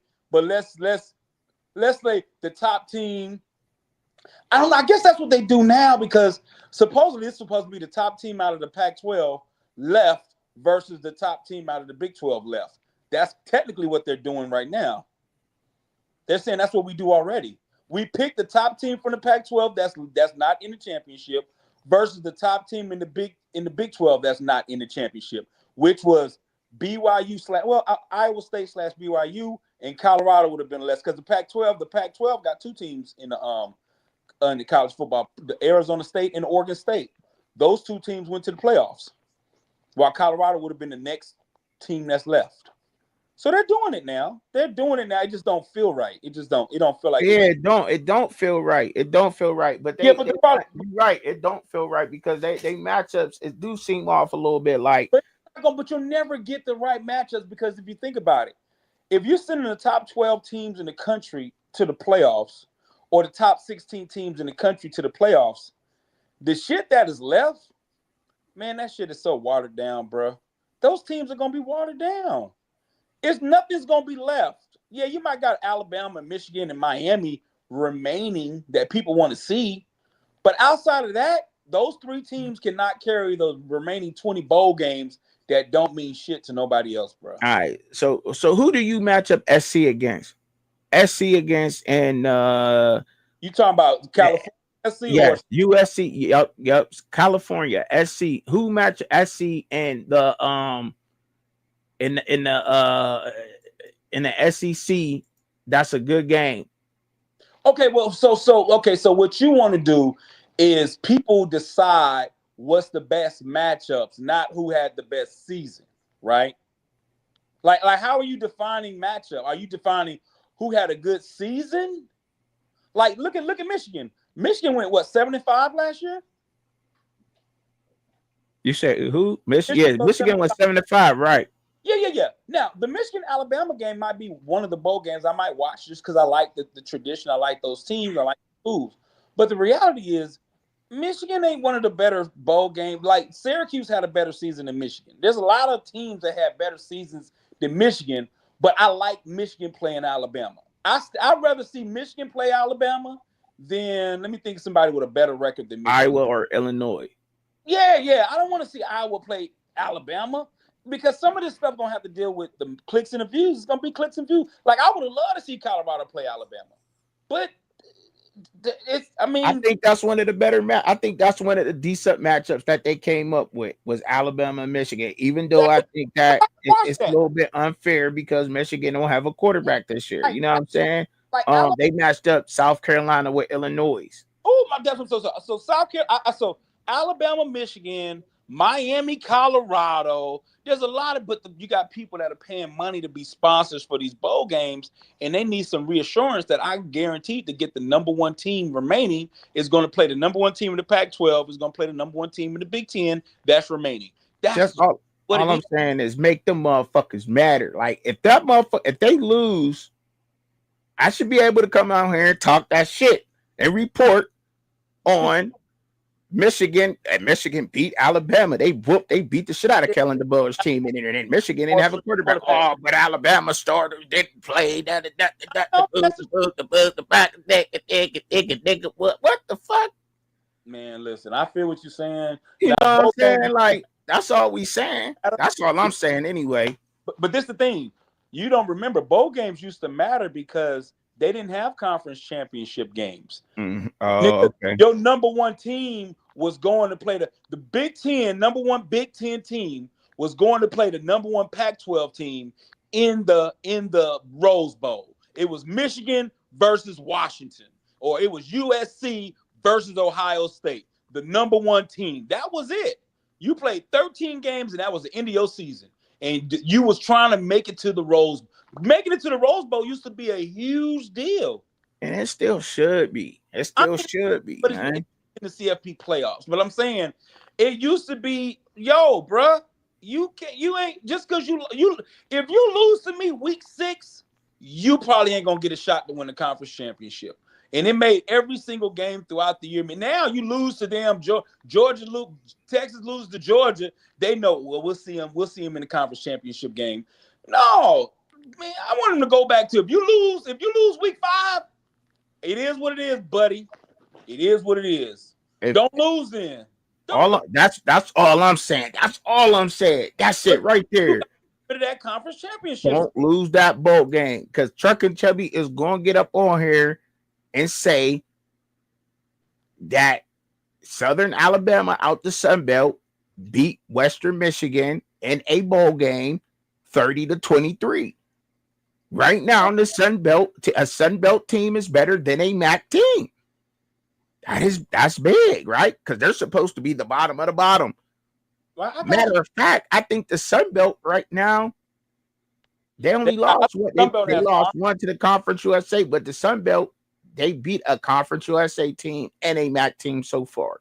I should be able to come up on here and say that without people saying, "Oh, but Western Kentucky, they this team went out of there, and Western Michigan, no, fuck that, don't matter. They shouldn't have left. They should have stayed. Fucking James Madison beat Western Kentucky, and fucking Wichita be whatever, and that be what it is." I got you. I think right now the system is this is what the system is geared toward. If it ain't the playoffs, all the rest of the shit is bullshit. That's really what it is, bro. And that's crazy. And that's and look, and all I'm saying, Alpha Root is just crazy. And we have the power as people, as sports content creators, as sports fans, as people who get on the panel to change that narrative. But I don't know if you I feel what you're saying, but I don't know if you can, because at the end of the day, people are going to watch who's trying to win championships. They don't want to watch no NIT. I don't even watch NIT. I don't watch the NIT. I watch the NIT. I'd be lying if I saying I don't watch the NIT tournament, because I do watch it, because there be some teams that got hot that was right there. All them games. And but I do watch it. But I'll be lying if I said I didn't. But I just think like G5 UNLV beat fucking Cal. Oh no, I don't know. UNLV was that shit. UNLV. Shit. Memphis beat fucking Western Virginia. They beat West Virginia. Was supposed to be one of the best teams in the Big 12. Okay, let's do this. Let's just do this. Do you want them to have an NIT version of college football? No, I don't want them to have an NIT. No, because all these other programs can be their NIT, meaning the teams that got left out, that'll have South Carolina will be playing UNLV, or Alabama will still, maybe Michigan get the last seed in the NIT. I don't know. Do you want an NIT type of situation where it's another tournament and it's just another they got it in college basketball? Why can't they have it in college football? Do you want that? Bowl games for sports matter? Those other bowl games do matter. The Potato Bowl, the Pop-Tart Bowl, the Rubber Belt Bowl, the Victoria's Secret Bowl. You know, those can matter if you put it in the tournament system.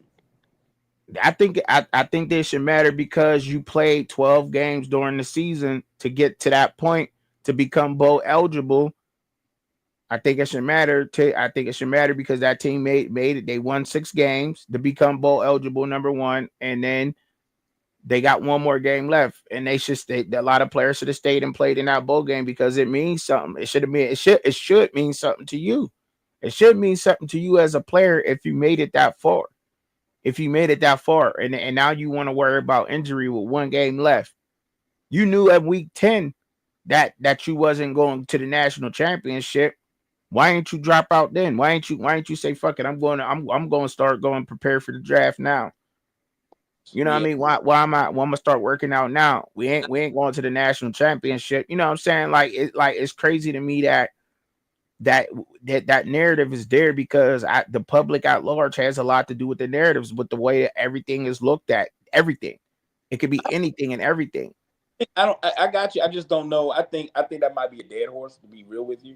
I just think it might be a dead horse. There's nothing we really can do about that until. I mean, I got what you're saying. It is what it is, man. It is a dead horse. I feel what you're saying. It is, and because it's not a popular opinion, and that's why, because it's not popular.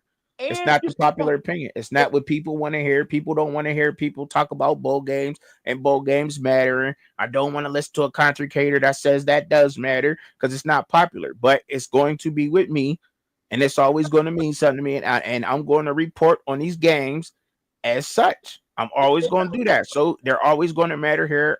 They're always going to matter with Truck and Chubby, If you get your ass whooped in a bowl game, I'm gonna talk about your school losing that bowl game, and that's that. Like it doesn't have to matter to anybody else. You know what I'm saying? I'm just saying like and largely, and it goes back into what I was saying. Like my agenda behind wanting these bowl games to matter is that we can put to bed whose conference works better at that particular time, at that in that particular season. What conference won more bowl games? I got you, but this is the thing. We put that to bed right there. We could put that to bed right there.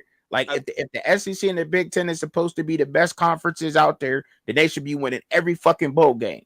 Period. They shouldn't lose to no Conference USA teams. They shouldn't lose to no fucking MAC teams. No teams out there. If they the best, they the best. Period. That's just that. That's how it should be. But we don't see the best of the best because players drop out or whatever. And I get that. I understand why they do. I understand both sides, but I just feel like it's a football game. You do get a trophy at the end of it. It's not like it's a participation trophy because you had to earn the right to become bowl eligible in the first place. Yeah, I mean, so, I got I'm a little old school on that. I get it. I think that's gonna change. I think that whole bowl eligible stuff is gonna change pretty soon because now you got this playoff situation sitting. I think there's some changes coming up, bro. So just get ready for it. And I didn't mean to keep you on here a whole another 45 minutes, my brother. No, man, I love the conversation. I needed the pushback. I definitely did because, like, I feel you on that. I like. See, I like to have these conversations because you always give me things to go back and think about. You know what I'm saying? I always, when I play it back, I listen. I hear y'all. I listen and I really sit down and I soak in the information. And it broadens my horizons. You know what I mean? Like it gives me more critical thinking to do. You know what I'm saying? Like, and that's why we need to have these conversations, yo. And it just like football used to mean something, man. It used to mean something when you put on them pads with your brothers and you went out there and you fought with them. No matter what, if it was the toilet bowl game or the paperback tank game, it didn't matter. It was. You got a bowl ring. You got a bowl ring, and you won a bowl. I got you. Hey, and but go enjoy the rest of your Thursday, man. Get off this thing and enjoy yourself. I'll holler at you, though, boy. All right, no doubt, man. No doubt. Peace. That's how we ending it, y'all. Y'all know what time it is, man. If you ain't hit that subscribe button, hit it, man. Appreciate y'all for coming through, man. That conversation will always be had, man. Always be had. I love it. But y'all, man, tune in. I'll catch y'all later, man. Y'all go and catch my boy later on. Peace.